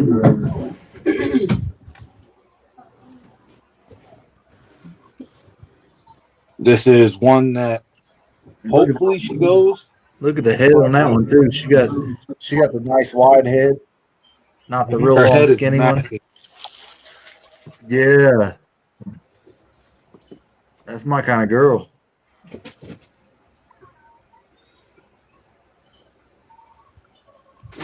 She eats pretty good. She may go. If she goes, she's probably going to go sometime in the fall.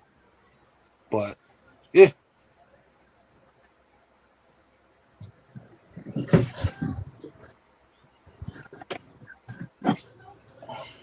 Very healthy looking females. All of them. Yeah. I love it. I like to feed them. Ain't nothing wrong with that. And, yeah, I think that's Do I have one or two more? I'll show this little guy off. As long as I don't get bit. Oh, look at the blood. Oh, that's nice. Nice. Good to see you, Christopher. Way to pop in. Appreciate you. I got to give Chris from BNS a shout out for this guy. Nice. But yeah. And I think that's pretty much it as far as what we have. Some bangers, no doubt. Awesome. Yeah, I was gonna say. Yeah, what happened? I clicked the wrong button. That's what happened. Thank you. Nice. So yeah, I just put Big 10 on game with the photo box. Send him a link. Wicked. Yeah, I got to get a tripod. I just don't have one of those. Yeah, I put a call out a little bit earlier. We're gonna take up a collection.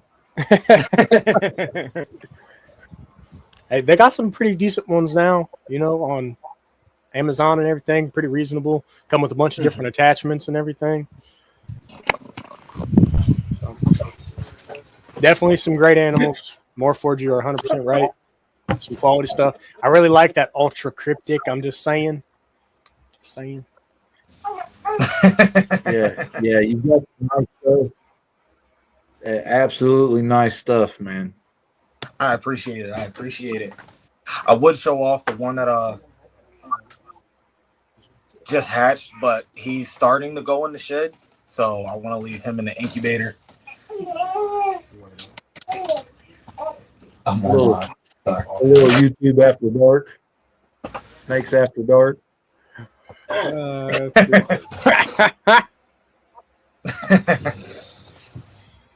Wife is sitting back in the camera now. There we go. That's right. My man Dennis over here, he's been waiting to see me in a thong forever. Oh boy.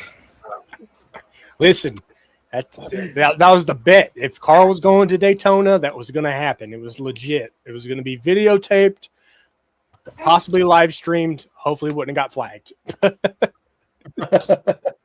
What do you say, Sammy? Good to see you. What's up, Sam? That's the guy. If you're talking pied, Yeah. That's the guy to talk to. Got some pied stuff. Let me tell you. But yeah, thank you guys for having us on. We appreciate it. Yeah, absolutely, man. You're welcome back anytime, 100%. I'd love to see what you do in the future. Oh, give us a couple of years. I got some stuff in the plans and in the works, and just need a little bit of time to get the ball rolling. There you go. That's awesome. You definitely have vision and direction, and it's a great thing to see. Being, like you said, you're fairly new at it, but you still have a focus. You're not making frivolous purchases, right? Yeah, Being very literal with the direction, which is awesome. A big shout out to that, or shout out for that, has to go to my buddy Paulie over at Rocky's Reptiles, Chris from BNS, and everybody over at Dinkerville.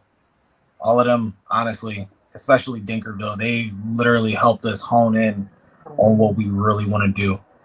Stayed on us about literally like, look, listen, you're focused on this. You can buy what you want, but stay focused. Yeah. Yep. 100%. I think you've got a good direction ahead of you. I know you've got some nice animals. You've showed off some beautiful examples. I think if you keep your nose to the grindstone, you'll be showing up and showing out and definitely outshowing a lot of people. So I say it all the time. Give us about 3 to 5 years, 3 to 6 years, 3 to 6 years, and it's gonna be some stuff that I want.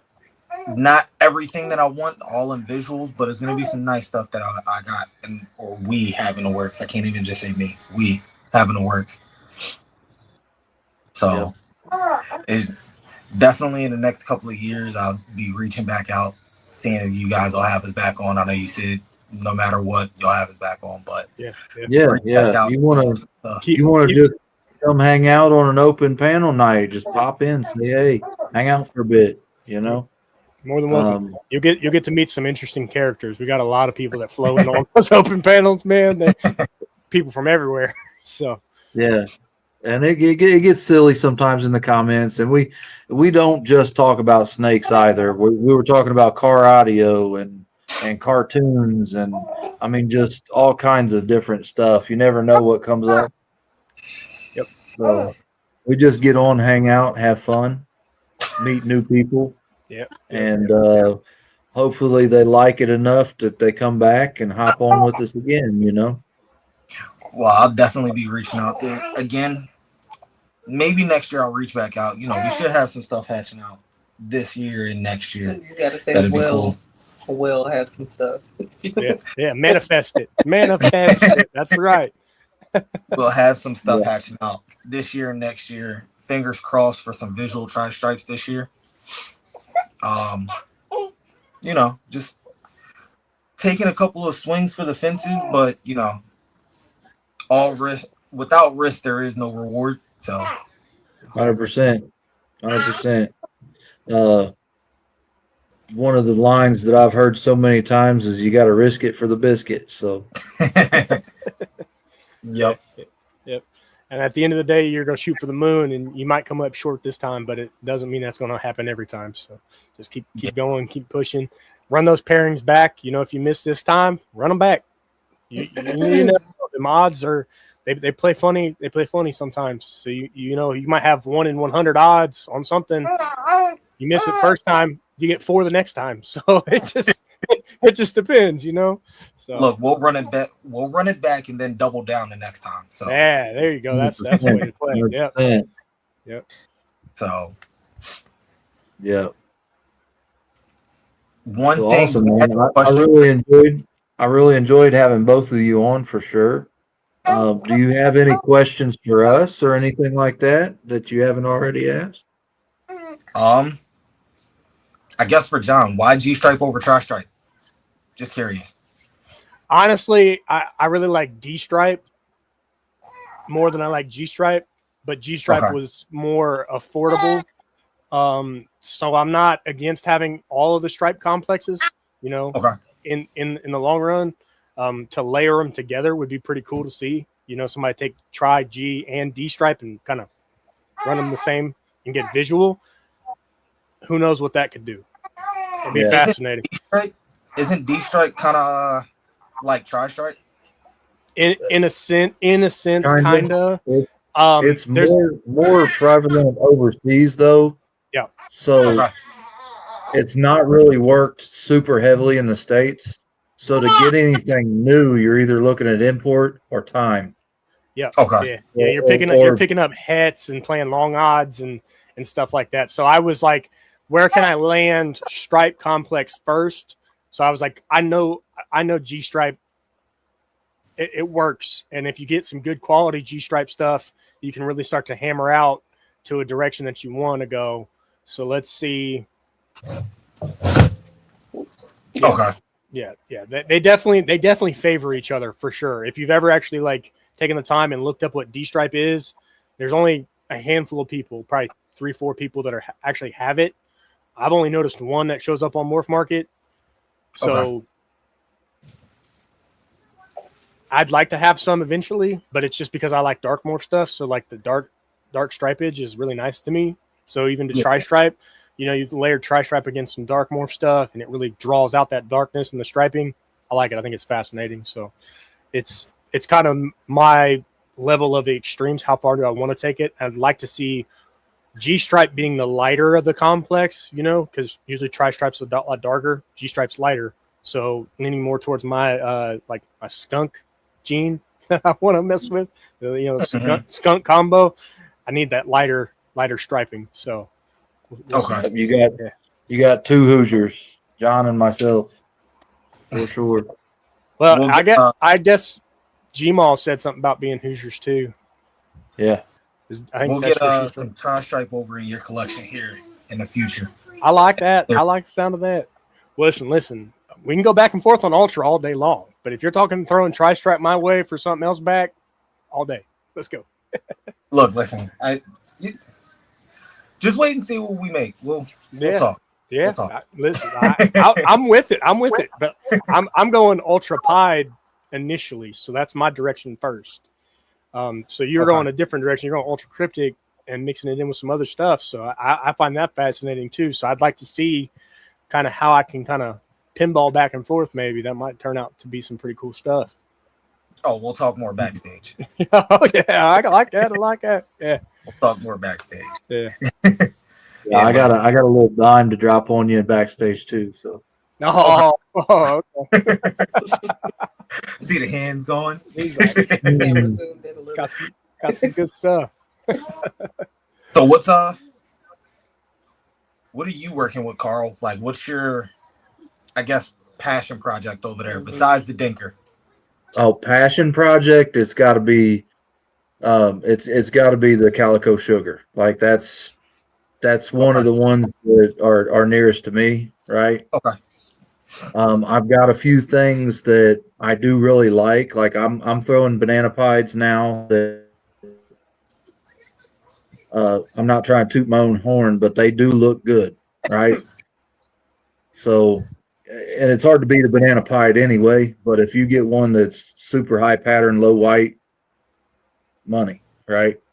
So I've got some banana pied stuff going, and those sell incredibly well. So even the misses, the non-all-geners go. Okay. I've got some candy stuff working that I'm really hyped about. I do have a 1.6 Hypo Clown project. Yes, it's the OG. So they are. They just got up to size and some of them started growing follicles this year, so we just started it. We've got, of course, Xanthic the World, Hypo the World. I've got the Dinker that I'm super excited about. We've got some genetic stripe stuff going on over here as well. Okay. I've got some cryptic stuff lined out. I've got a few kryptons that I'm playing with, trying to separate and go different ways with as well. I was about to say you got to steer away from the mutts.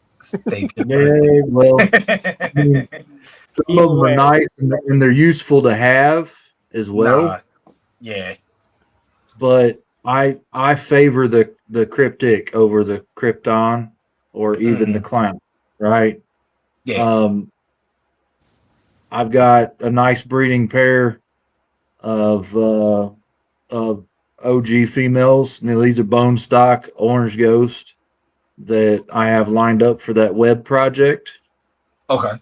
So we're definitely going to hit that full steam ahead in a few very short months. They're out of quarantine. They're packing on some weight, and I'm making sure their body composure and everything is really well before I start even pairing. But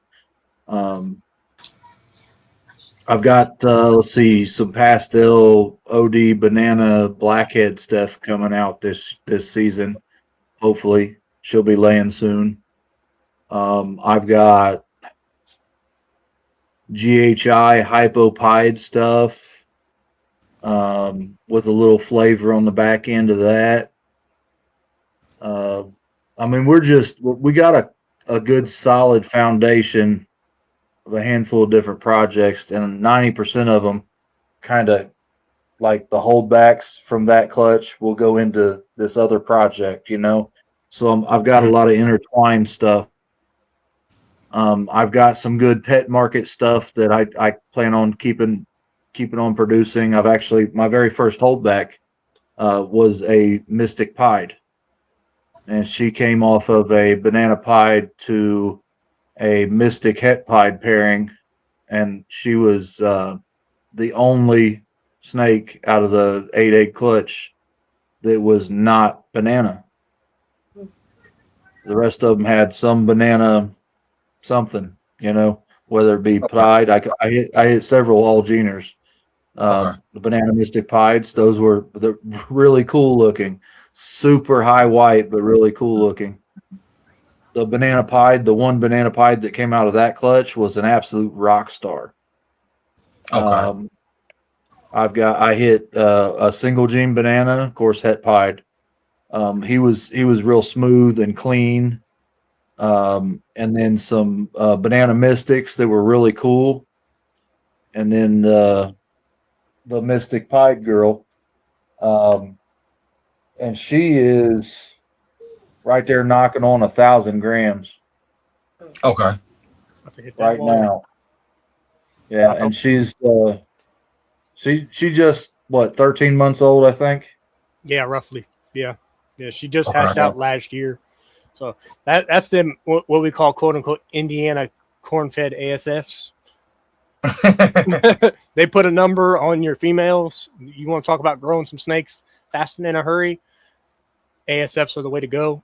Highly recommend it to anybody that's getting into it. If you can get your hands on some, and produce the heck out of them. Let them be prolific. We just were able to pick up quite a few that I was able to start up. Like 6 or 7 colonies of them. So nice. It'll be nice to have something. Go ahead. Sorry. I'm running 20 colonies right now of ASFs, 5 colonies of Norwegians, and my weekly production, I've actually trimmed down a little bit. My weekly production is 300 ASFs a week. Jeez.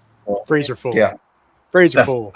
I mean, those babies is, with you blinking, this will be our second go around with breeding the ASFs. So yeah. And when you start having hatchlings, you'll need them because them hatchlings they eat every 3 to 5 days. Mm-hmm. Yep. So you're literally for every hatchling you're feeding 2 a week. Yep. No matter how you look at it. The best way to do it is if you can stagger your production, which honestly they kind of sync up themselves without even trying to. But if you can stagger your colonies to where they're dropping like in unison, that way you can always have constant size, or you just start putting stuff in the freezer. I am terrible about putting stuff in the freezer. I will admit it. I own my mistakes. I am terrible at it. I will just let them go and just keep feeding. And then I'm like, oh no, I ran out. And I'm chasing my tail. But yeah. I was bad about that with the Norwegians for a long time. Shoot, how many medium frozen thawed Norwegians did I give you, John? Yeah, I had about 20. I got probably about 5 of them left, but I only have 2 females that can actually take mediums. They are gigantic.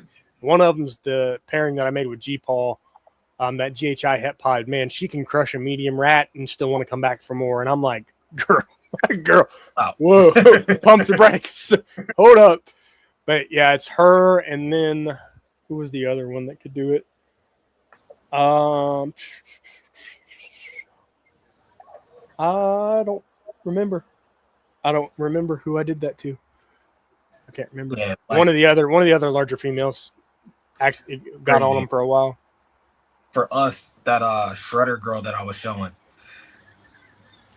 she didn't want to eat for a little bit. So when we first got her in, we gave her tried giving her a rat. She struck it, wrapped it, dropped it, and left it for us. She went in, picked it up, and was like, all right, she's not eating it, taking it out, but hadn't left it in there long enough. She probably scared her as she was about to try and eat it. She was ignoring it. So possibly, but she was ignoring it. Went to try and feed her ASF. She ate the ASF, no problem. Then went next feeding, gave her a rat. She took the rat, took a second one. Next feeding, she took a rat, refused the second one. Went to go feed her again. She was like, "Yeah, no, I don't want no rats." Hmm. She was like, "Nope." Picked up the ASFs. She's been smashing ASFs like no tomorrow. I'm like, "Yo, seriously?" Tried moving her. We just recently moved. She's like, "Nope, everything. No, I don't care. Don't want it." Mm-hmm. Gave her the ASFs, and she was like, "All right, that's tasty. Give me that." Yep. Yeah. They find what they like and they stick to it. That's for sure. A lot of them do. I do want to address the White Sox hat. There's nothing against the Cubs. I'm not actually a White Sox fan. My children bought me this hat for Father's Day, so I make it apparent to wear it as often as I possibly can, just to give them, that support to say, hey, Dad, where's the hat? You got me, and things like that. So, and it is, I don't know, it's just clean. It's a black hat. Yeah, it says the White Sox on it, but I just, it fits. I have a very large head, so some hats just don't fit. So I gotta give credit. This hat does fit my head. So, but yeah. Yeah, so it's been an interesting journey starting out. Mm-hmm. Thank this one over here for, getting me into everything. Not that I had a problem with snakes or didn't like them at first, but if it wasn't for her constantly pestering me to get her a snake, you guys know how they do. Oh, yeah. Wives always pestering you for something, one thing or another. It was a good idea. Yeah, absolutely. Look at where you're at now. Look at how far it's come already, just in the amount of time you guys have been investing into it. It's amazing to have somebody that's got your back and supports you through that process too. Oh yeah. The fact that you guys can share that common ground. It proves, that strength that you guys share between the two of you. You're like, hey, we have this common hobby that we both love, that we both can invest in, and it gives us a talking point. It gives us something to talk about outside of just kids, because kids, you get caught up in the hustle and bustle, and then it becomes like every conversation. That's every conversation you're having is like, oh, what are the kids doing now? What is this, and this? So it's always centered around the kids. So now you guys have something that's not centered around the kids. That's just your thing, which is amazing. It just adds another expensive hobby for me. There you go. Yeah. I mean, I'm the king of expensive hobbies. Right. Yeah. When you like cars, pew-pews, and then you throw the snake in there with it. Yeah. I get it. Wait till you start rolling your own freedom seeds. That'll do it. That'll do it too. That'll take up a lot. Oh man. But yeah. Yeah. So I mean, either way, like I said, I wouldn't have it any other way. It's been 13 years with us. Mm-hmm. So she's not going nowhere. I'm not going nowhere. It's good for us to have another hobby that we can participate in together, like you were saying, John. Yeah. Here's Hi, another John. What's up, man? How y'all doing? Yeah. Oh, I gotta turn the YouTube one off. I'm echoing. I was saying you didn't have to bring me in so early. You're good. You're good. Oh, We are okay. chatting up, and now you're about to do some snake and tail. I heard you got some pickups. Let's Man, I did, man. I picked up 3, and my man's still trying to give me the information on the dam and the sire, but this is one of them. He said that this was a hypo het sunset, but I've also was told when I picked it up that it had some chocolate in her too. So we'll see. Yeah, hold it up a little higher. I was just about to say, can we see it? You said possible chocolate, het sunset, and a hypo. Hypo definite. He said that there was chocolate in the pairing, Okay. and definitely is het sunset. Very, very reduced. Yeah. Yeah, very much so. But I mean, the colors. I mean, whenever you really get into it, you can see some of the little brown popping up right inside here, almost just like chocolate pudding. Yeah, that blushing. Yeah. So that's what kind of confuses me on that one. I'm thinking maybe. But she's super docile, man. But I wasn't trying to interrupt. I mean, y'all keep going until y'all were ready for me. Damn it. I'm here. I'm just here. Besides, I actually just got her hide, so I was putting it in her tub. Picked him up yesterday, Nice. I think. Nice. But yeah, no, I got this one and 2 others, but Got to grab them. They were the only 3 that did not eat yesterday. Gotcha. Come on now. But I'm assuming this person here is one of your car friends here, talking about BMW racing there. That's not one of mine. No, and I'm not sure exactly who that is, but they obviously know me, and I don't Yeah. have a BMW anymore. No. apparently they know who you are. They're like, I want that BMW. Yeah, they know you. They know you. yeah. That On the- is true. That is Yeah. true. That is most definitely true.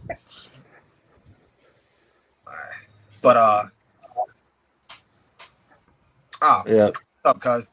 Thank you. I absolutely love it. You guys had so many people come in to support you guys. That's absolutely. loyalty. That was cool. Yeah. Yeah, as soon as you sent me the thumbnail, I just reached out to everybody that I figured might pop in, even ones that I didn't, and just threw out the link and the thumbnail and was like, hey, pop in, show some love if you possibly can. Drop a comment, subscribe, something. Yeah, we appreciate it, and I enjoy seeing our guests being supported like that. Absolutely. It's exciting. I loved a lot of those projects you were pulling out there, especially in that light box. That stuff was looking fire, bud. He's another ultra male enthusiast. Too. I'm a huge Ultramel enthusiast. There you And go. so I saw you were too. I like that cryptic in there. All right. Yeah. Yeah, that cryptic. Unfortunately, mine does have het clown, but at the same time, there is something else in that Ultramel that I've got. There are bits of orange in there that do not look like they belong. But Okay. I can't show her today because she ate yesterday. But this was the male that I got, which is what I was told: chocolate, butter, Okay. hypo, het sunset. But an absolute beaut of a boy. Hey, whoa. Little headshot Down, there. you little A fella. little bit. Yeah, definitely hit. I don't think he likes being on the camera. Oh, he didn't hit anything. He was close. So you said chocolate, butter. Chocolate, butter, hypo, and het sunset. Okay. Absolutely clean, beautiful coloration and lines. Yeah, really nice. You can see a little bit of the granulation on the inside of these alien heads. Almost none of them have anything inside of them. And then absolutely, you get a couple of dots throughout a few of the alien heads, but not a lot. Yeah, exactly. Like, almost like it pepper. almost wants to be a keyhole, but like really small. Oh yeah. But those were the 2 main ones, and very similar back spine. Okay. Very pretty though. Yep, I like how it goes from a little darker at the dorsal and fades down. That's clean. I like that. I'm actually going to call him Oscar. I think Oscar the Grouch. Check this out. Yeah. Does this not kind of resemble more of like a eyeball kind of a marker? In a way. Back of that little trail off. A little bit. But very pronounced and very gorgeous though. Yeah. But no, I was digging his collection. That was, oh man. It's small, but we got some heat. Man, don't be modest. That was a nice collection. Y'all are doing wonderful. Got a little bit of heat over here. He said small but mighty. Right. Yeah. Look, I went from, no joke, it's my wife and I were just talking about this yesterday. A year ago, we started this. I went from 1 to 27. That's right around quick. And we would have more if we didn't trim down our. Yeah. Now that's also before I include the very first clutch we hatched out, which I've got 2 of the babies that did not eat, both of them bells, and the other 2 Mojave hypos with, I believe, double het. They are pied and clown double het from Pops. Oh, that's not bad at all. No, gorgeous ones. So I got to show Sully. You can't go that way, dummy. He got big. Yeah, Ooh, he nice. he loves the ASFs. He got See, that's what ASFs do right there. Oh, absolutely. That That's was all I only- feed most of mine. that was a little over 6 months ago, wasn't it? Was it? Probably. Yeah, I think it was just a little over 6 months ago. Yeah, but I like that spot right there. It's almost perfectly No, actually, Yep. yeah. I remember him. cylindrical. And Yeah. Dude, I like that. this one came from a Pharaoh's Forbidden Scales snake. So I definitely wanted to show him off. Ah, the Yeah, beautiful. he looks like he's ready for you to So start he's throwing. been here hanging out. Looks like he's ready for a few ladies over there. He may be. We're gonna find out right now. About to check him. It's like, wait a minute. See if he shoots something out. He's a lot bigger. It looks like he's about 900 to 1,000 grams now. Yeah. Come here. Yeah, baby. he's right around the 1,000-gram mark, a little more. Oh, there we go. They're Oh, I pretty didn't good. even have to barely. And I isn't didn't it even great have when you barely can push just on him, you can and just look at him and you're like, probably about that.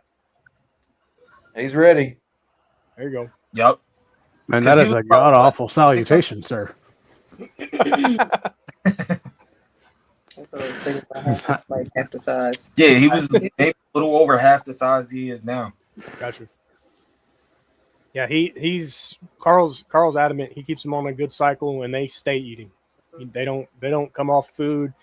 There's a couple of them that might, but majority of them stay on food, and they stay crushing it.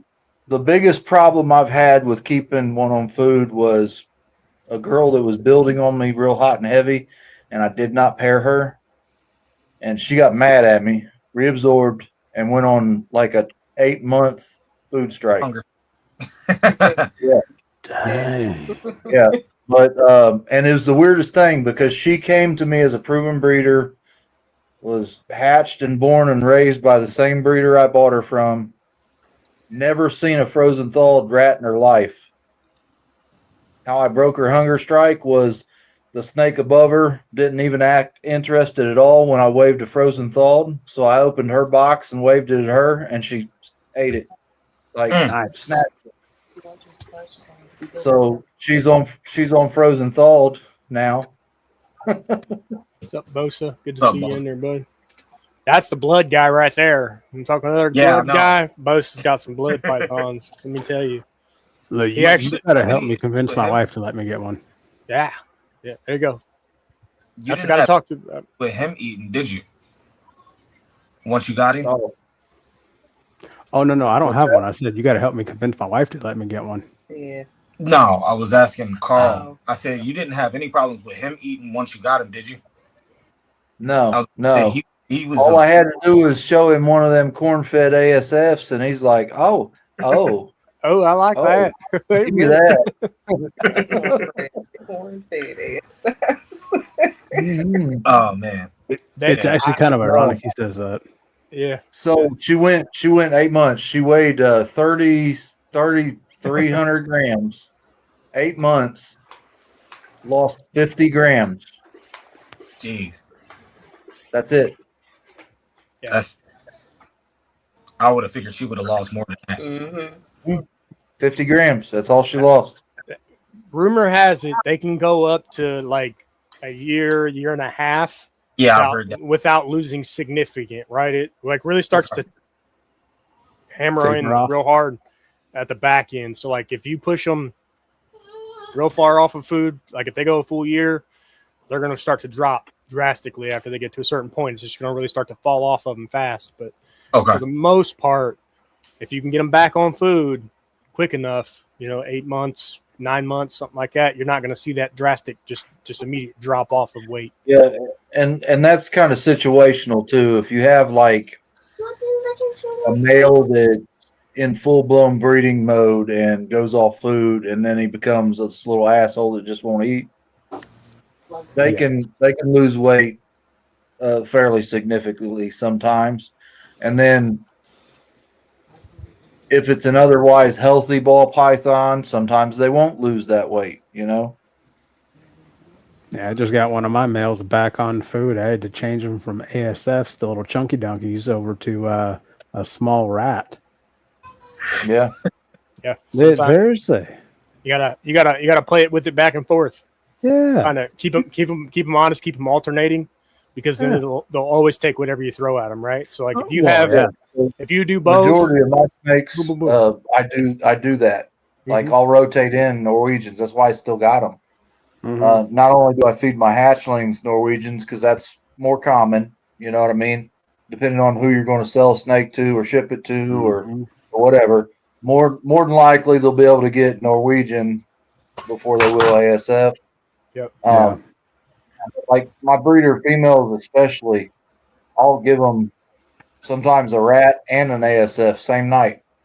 Really? Or this week I'll do rats, or this week I'll do ASFs. I'll double up or even triple up some of them. See, So I was told that was called power feeding and all Power that, and feeding. it was probably a bad move for me to do. Size is what Not really dictates. Oh, size okay. matters. Okay, Yeah. so if you're feeding medium or large ASFs which are about the size of a small rat or a pup, Mm-hmm. you're not power feeding. Because think about how a ball python eats, right? In the wild, Mm-hmm. they go into a termite mound, they find rats, they eat their fill, and then they sit there for like a month, True. digest, and then they go off hunting after a shed cycle and they find something else, right? Yep. So feeding them 3 or 4 ASFs in one sitting is not a bad thing. It's not considered power feeding in my mind if They don't you're regurgitate. waiting to see bowel movement before you feed again. Okay, A lot of so people it's realize when they have that food in there and they're digesting, their internal organs actually swell and there's stress on them, right? okay. And then once they eliminate that bowel movement, their organs and stuff return to normal size and normal function. There's not that stress. So you give them that handful a day break before you offer anything else. And then like say this time I offered 3, this time I'll offer 1. Okay. Maybe next time I'll go back to 3 or 4 or 2, you know. Now, would you say this is more ideal whenever you're already getting over the 1,000 gram threshold? Back when they're starting to get back into more of a breeding sense, you're trying to get them prepped for that season. So what I've heard from a few people is if you feed right here. Right there's some knowledge right there. Okay. They won't allow you to power feed them. Okay. 99% of balls. Marcel, Yeah, no, they'll regurge. Well, Triforce kind of took it out. Shout out to Triforce too. A few of our animals are from them as well. They're one of the people I forgot to mention. But what I've heard from several people is if you feed them smaller meals as they're growing up, feed them smaller meals at like a more spaced out rate, or you know, they tend to not hit that 1,000 gram wall because they're more readily hungry. So like if you give them smaller meals and you don't fully stuff them every single time, they're more likely to want to continue to eat and they keep that hunger. Yeah, man, that's just like every diet that's out there. Us chunky folks know all about that. It's like, look, smaller meals, but you can have them more frequently. Yeah. You know, feeding, there's a lot of opinions on feeding as a whole. And there's a lot of even, you know, hardcore knowledge in just the chat alone here tonight. Oh, absolutely. Right. I think that I've been steered in the right direction because I don't see snakes coming off food. I don't see regurgitation. I don't see super fat snakes. You've seen a snake this big old sausage round and they got what almost looks like hips down by their tail. I don't have that. I've got good body condition snakes. Oh yeah, no, I've seen them. I've got one. I like it.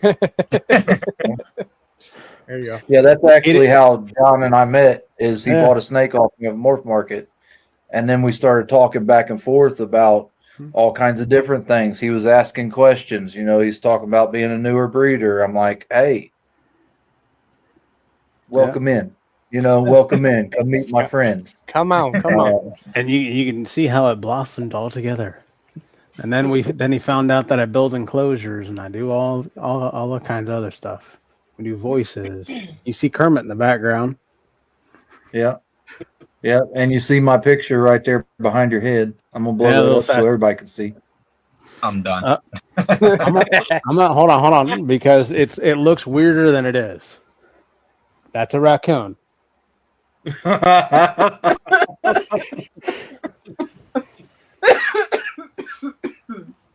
Oh, Don't worry.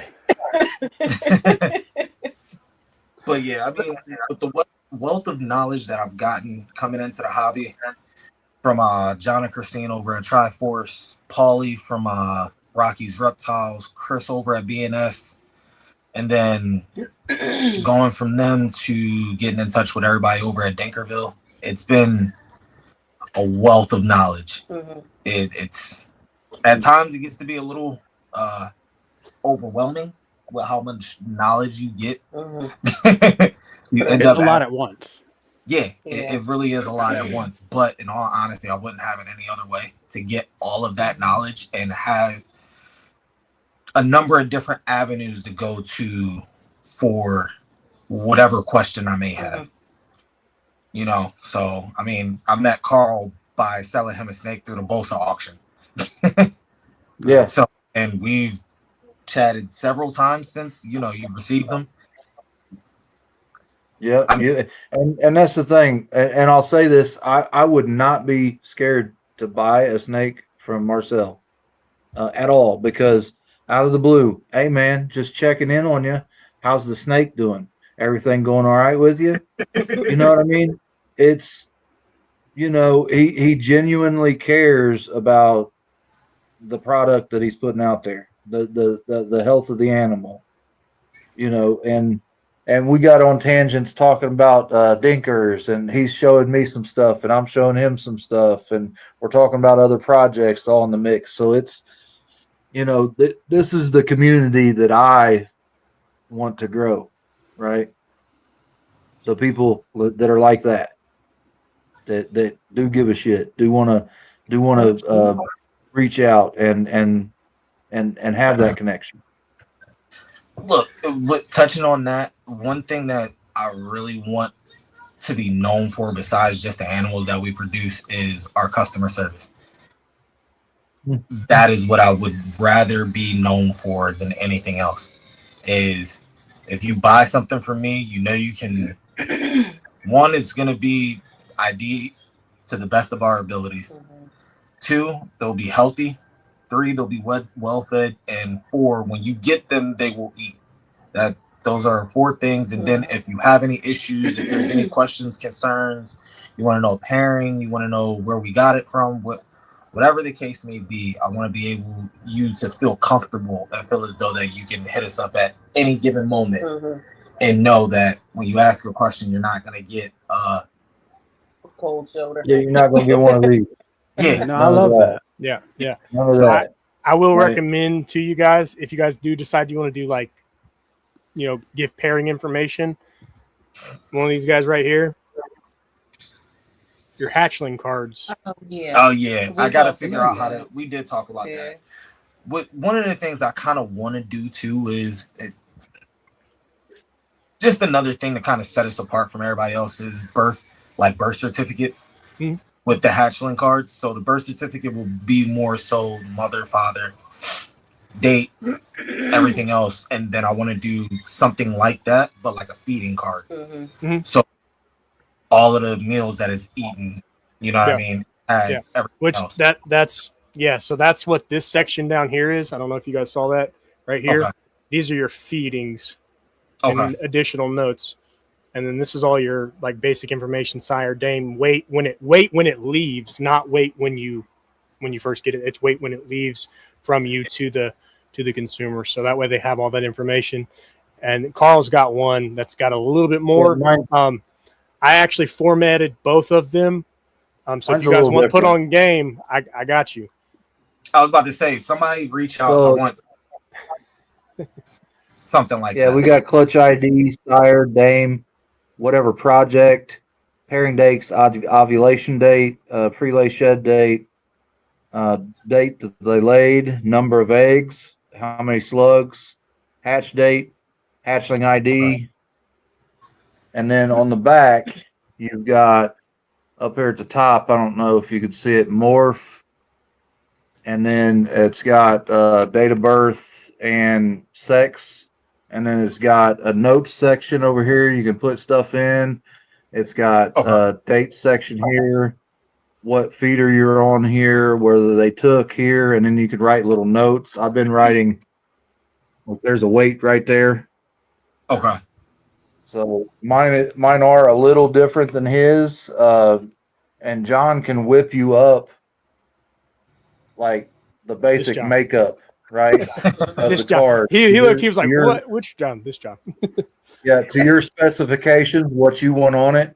He can ghost image your logo on it, make it look how you want it.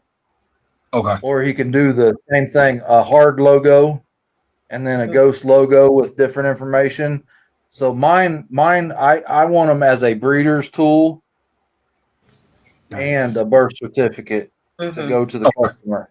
Yeah. So I've got all my information on here I want. Yeah. That's what I was saying. I think for us, I kind of wanted something separate so that it gives you kind of like how we all have our birth certificate, you know, date, weight, you know, all of that good stuff. And then have something separate that has the feeding, you know, whether it took the weight, everything else. So yeah. Just the thought process. Something I want to do. So I take, you know, all my stuff's on Excel sheets and spreadsheets and blah, blah, blah, blah, blah, right? So if I sell you this hatchling, BP 072, right? I sell you that hatchling. You're going to be, now this is the second card, so the front's not even filled out on this one. When I sell this to you, you'll have this one and the original one. So you'll have two of these so far. Okay. And then you'll be able to be like, okay, well, this is your sire, this was your dame. You know, do you still have those two snakes? Are you still pairing them? Is that a project you're still working? Things like that. Like you can be like, hey, a buddy of mine wants a snake just like mine. Are you still into that? Right? Okay. They'll be able to give me some information that I'll need to go back in the records. Okay. Yeah. Yep. So mine is a very all-inclusive document. I use it as a tool, and then it's information for whoever I sell to as well. Yep. Okay. And those are only filled out for the ones that I hatch, right? When I very first started, I had a handful of ball pythons. Everybody had a book, their own book, and I was writing everything down in it. And then I ended up with a stack this tall of books. And I'm like, come on, man, I'm gonna end up buying, you know, stock in filing cabinets. Whoever makes these books.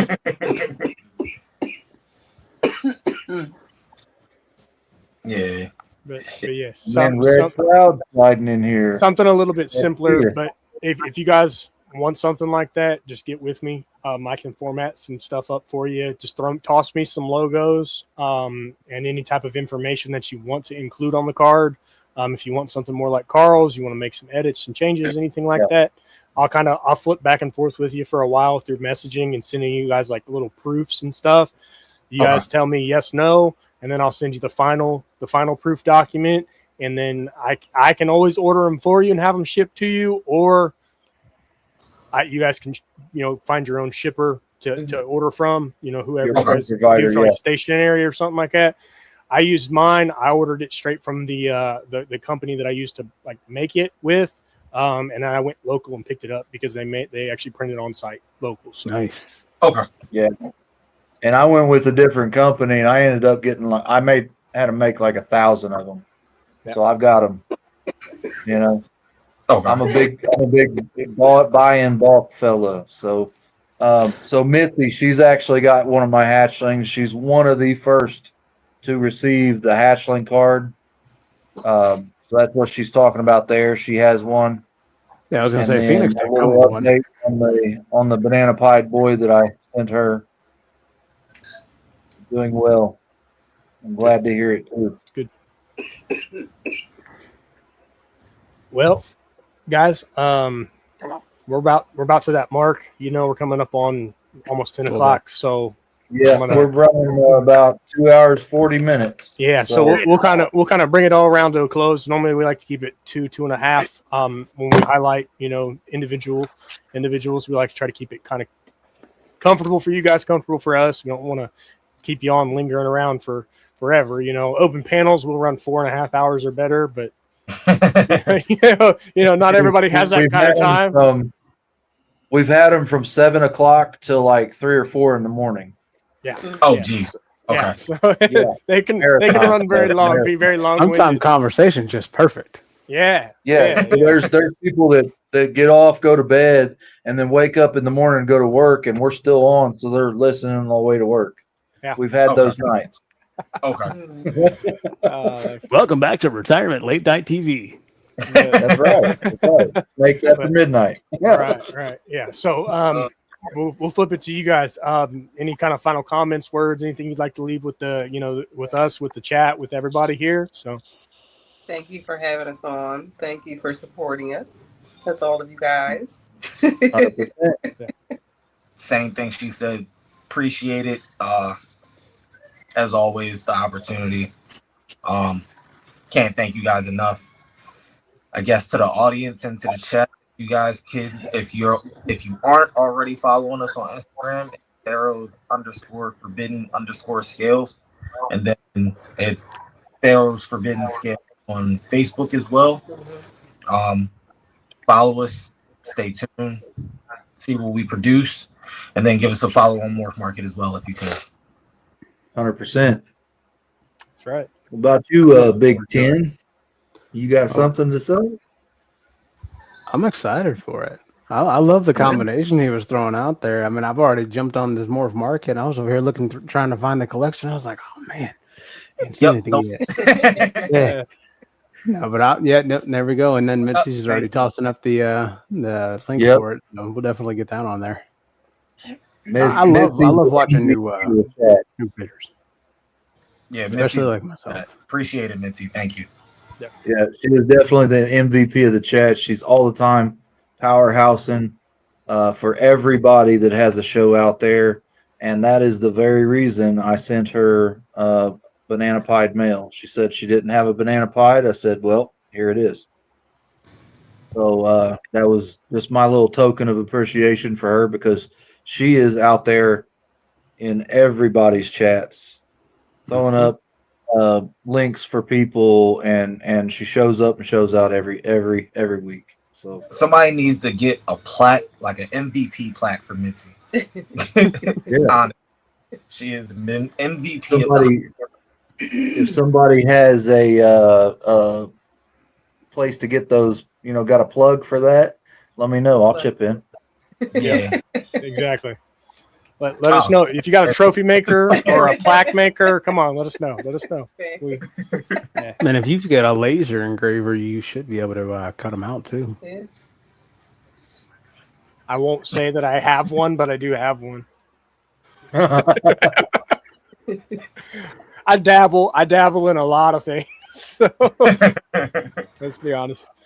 Yeah. Yep. You don't want to see my garage. I dabble in everything too. There you go. Oh yeah, me too. Master of many hobbies. So Big Ten, John, you got anything to say before we cut loose? Yeah. Have we thought a little bit more about the project? The animals that we were trying to segregate into it, trying to figure out condense it. We did kind of work on that a little bit more. Did you? Beyond me, did you guys work on it last week? A bit? No, not on the show. No. Okay. We added some animals. We got some input as far as people that deal in these animals, what animals transition well to captivity and things like that. We had a few things on there that kind of needed to be shaved off the list because they usually struggle. And we want this to be a pleasurable all around experience for the people that win the enclosures as well. Okay. So we still, I'm actually going to add you in on a Facebook Messenger group. Yep. To discuss in depth a little bit more on some of the more ticky tacky little things, so we can get this rolling out. I know Richard's kind of anxious to get going. Yep. We've got to get to the rest of our participants too. Well. So right now we're sitting 4 or 5. I think 5.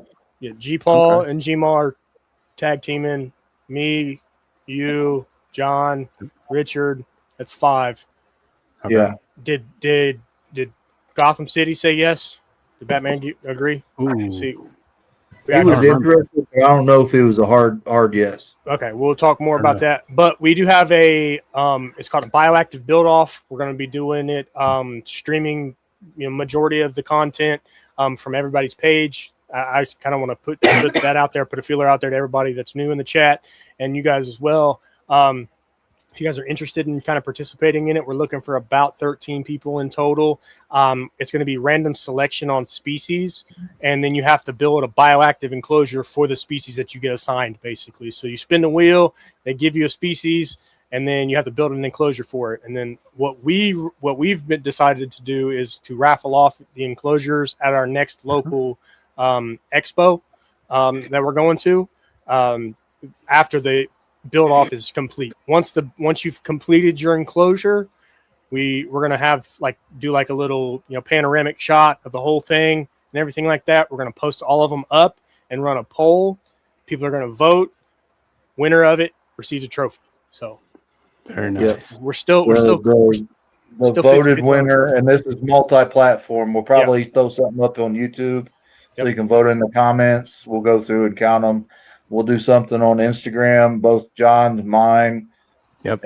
Anybody who's in the contest is welcome to post it. Yep. Tally votes and send it back for a grand tally of all social medias. Yep. Mm-hmm.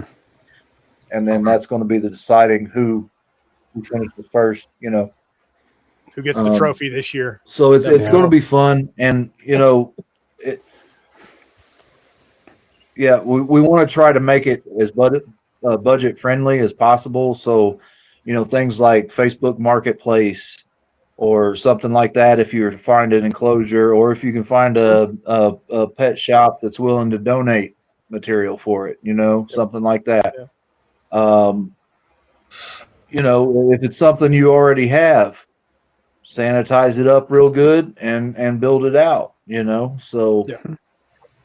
It's going to be kind of fun. Yep. So yeah, we're definitely looking for additional participants if possible. Hopefully we catch a couple extra people. The big goal is to just draw attention to everybody's socials, right? So like the way I kind of looked at it is if we can get about 10 videos per person from beginning to end of the project, right? So like everybody posts the assignment video, right? And then you do your research on your species and you record that as you're doing the research. And then you record you picking out your enclosure, and then you record your little draw up of, whatever a mock-up design of what you have when you draw it out. And then as the process of the build, you record videos throughout that whole thing. And then your final production goes up. Every bit of those videos gets posted across everybody's social platforms that's included in the competition, as well as your own personal stuff. And it just draws so much attention to everybody's personal platforms, as well as any group platforms that are running and everything. So that's really what we're trying to do. We're trying to get everybody's eyes on this competition. Is kind of the goal. So. Nice. No, I think it's going to be fun. Yeah, it is going to be fun. No matter what it ends up being. So I know that, we're all going to be in different areas, different states and all that. As for myself, it's either going to end up on Facebook Marketplace or somewhere at one of the shows. I'm going to see if I can just set it up somewhere. any cost that gets generated from this for myself will end up getting donated over to Parkinson's research, which is basically what I have. But it's something to kind of just help it along in any way I can. Something my way of trying to give back to everything that's been going on with everyone continually getting this, and no real full-on cure for it or anything like that. It's just a complete degeneration over time. So anything that can help there would be awesome. So yeah, I will say, if you guys did not catch John's episode, go back and watch, hit the replay, gang. Let us know that you've watched it. But it's worth the watch. He touches on the Parkinson's a bit, and he explains and even shows off some of his prior builds that he's done for the custom enclosures. So it's definitely a worthwhile watch, not just to support our channel, but to support him and learn more about Big Ten exotics as well. And there'll be a handful of videos will be coming up soon as well of a water monitor enclosure that I built. It's supposed to be getting picked up next weekend. So as soon as it does get picked up and I get permission to actually post it, I'm going to start putting out those videos and pictures of it, and as well the full build from how it came to me as a 7-foot by 4-foot box to the complete build out that it is now. Okay. Awesome. That's pretty cool. Yeah, no, it's exciting. And that was an animal that I had never thought about building an enclosure for. So just like Carl was saying, I mean, I probably spent a good 2 weeks on research on the animal itself, completely on what it had or what its surroundings were, what it needed as far as space to move around, height, elevation, temperatures. I had to make sure everything was, correct for it. It wasn't going to be a bioactive. They wanted to make sure it was still easily cleanable, and they kind of already gave me the enclosure pre-built out, so I didn't get a chance to do a lot of the stuff that I would normally do to an enclosure to make sure that the supports and all that were perfect. I had to kind of work with what I had. Yeah. So I want to circle back to this question here. Also, if you're not following him, follow him on IG. He's 3D printing some awesome plant self-watering flower pots and different things. He's your plant guy. He is one of the many that I know that is true and sound and has some nice stuff. Young man, and he's starting to get out there and go to shows and show his plants off, and he's into the snakes and stuff as well now. Go follow him. But the competition, that is kind of to be determined, because some of these bioactive builds will have to have a little bit of time to mature and kind of root in, because I'm shooting for live plants. I'm shooting for springtails, isopods, everything that you would need. So all this stuff will have to kind of mellow out and grow together for a little bit before you can introduce an animal to it anyway. Yes, it definitely has to be established. Yep. So depending on who gets what and what the timeline of build and establishment is for these enclosures, that will kind of dictate how long that we have to complete everything. Some of these are going to be easier builds. Some of these are going to be a little more intricate and require, because of the type of animal, a little bit longer to get established. Yep. So that's kind of where we're at with that. I'm digging it. Definitely thank you for the good words, everybody that's showing support in the comments. Yep. And that one is for you, Big John. Absolutely. And 100%, anytime. I'm all for supporting the people that support us. 100%. Definitely. And yes, you do know a guy with live plants. Okay. All right. Well, Carl, I'll flip it to you. I think Hey, you're next Yeah, up on the list of wrap-up comments there. Yeah, so I have seen a lot of new faces in the comments, and that absolutely excites me. I'm glad that you guys showed up, showed out, and supported your people. I'm glad that Pharaoh's Forbidden Scales has got such a cheerleader section, so to speak. You know, I love it. Uh, I'm happy that you guys came on with us tonight. I'm glad you kind of got over your not necessarily fear, but not willingness to be on camera. I'm glad that you graced us with your presence tonight. And John, Big Ten, thank you for coming out and showing us some wonderful things. Congratulations on your pickups. And everybody that comes back every week in the comments, 100%. I appreciate your support. I appreciate you hanging out with us. I love the fact that you keep coming back and having fun in the comments. And this is really starting to be the family or the community that I want to see built, right? Because we got good people showing up and showing out and hanging out. And that's all I've got, other than keep pursuing your dreams, keep the passion alive, and do something that makes you happy. Don't be a trend chaser. Do something that makes you happy. After that, I'll pass it to John. Okay, I'm just kidding. Only kidding, right? Only kidding. But no, thank you guys so much for all that you do. Thanks for showing up, showing out in the comments. We really appreciate all you guys for building this community up. Like Carl said, to where it is. We wouldn't be able to keep doing this if you guys didn't keep showing up.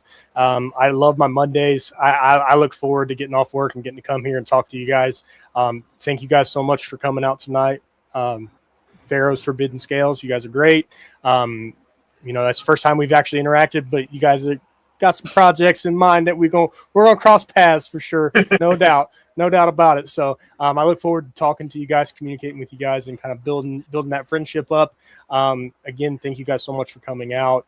You guys have like Carl said, cheerleading squad behind you. they really hype you guys up. So I got to get behind them. You guys seem like you guys have great vision. You guys have great drive, great motivation, good direction to your projects, and you guys just seem like all around great people. So I look forward to kind of interacting with you as time goes on. I don't know if you guys are planning on going to Daytona this year, but if not, nice. It would be nice, but right. Considering the fact that we just moved, a few other things popped up, and it won't be possible. I got you. Life keeps life.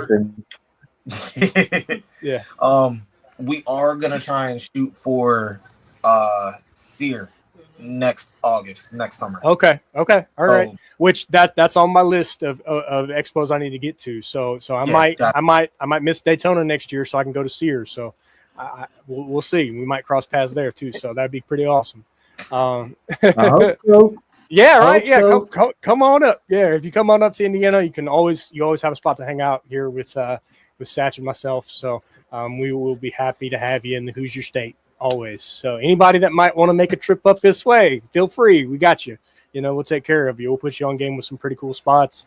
They got some really awesome things up here that maybe you have them there, maybe you don't, but we can definitely experience a lot of cool stuff and interact. So, but again, thank you guys so much for coming out. Thank you for all the support, all the comments. Don't forget to hit the like button, subscribe. If you missed the show, go back, hit that replay gang, hashtag replay gang always. I do got a couple of podcasts I got to catch up on myself. So I'll be kind of doing that over the next couple of days. I will be happy to help you guys with the breeder cards. Okay. Any point in time, just let me know. Send me some logos, send me some information. I got you guys. Always. I think I just figured out who that was too, by the way.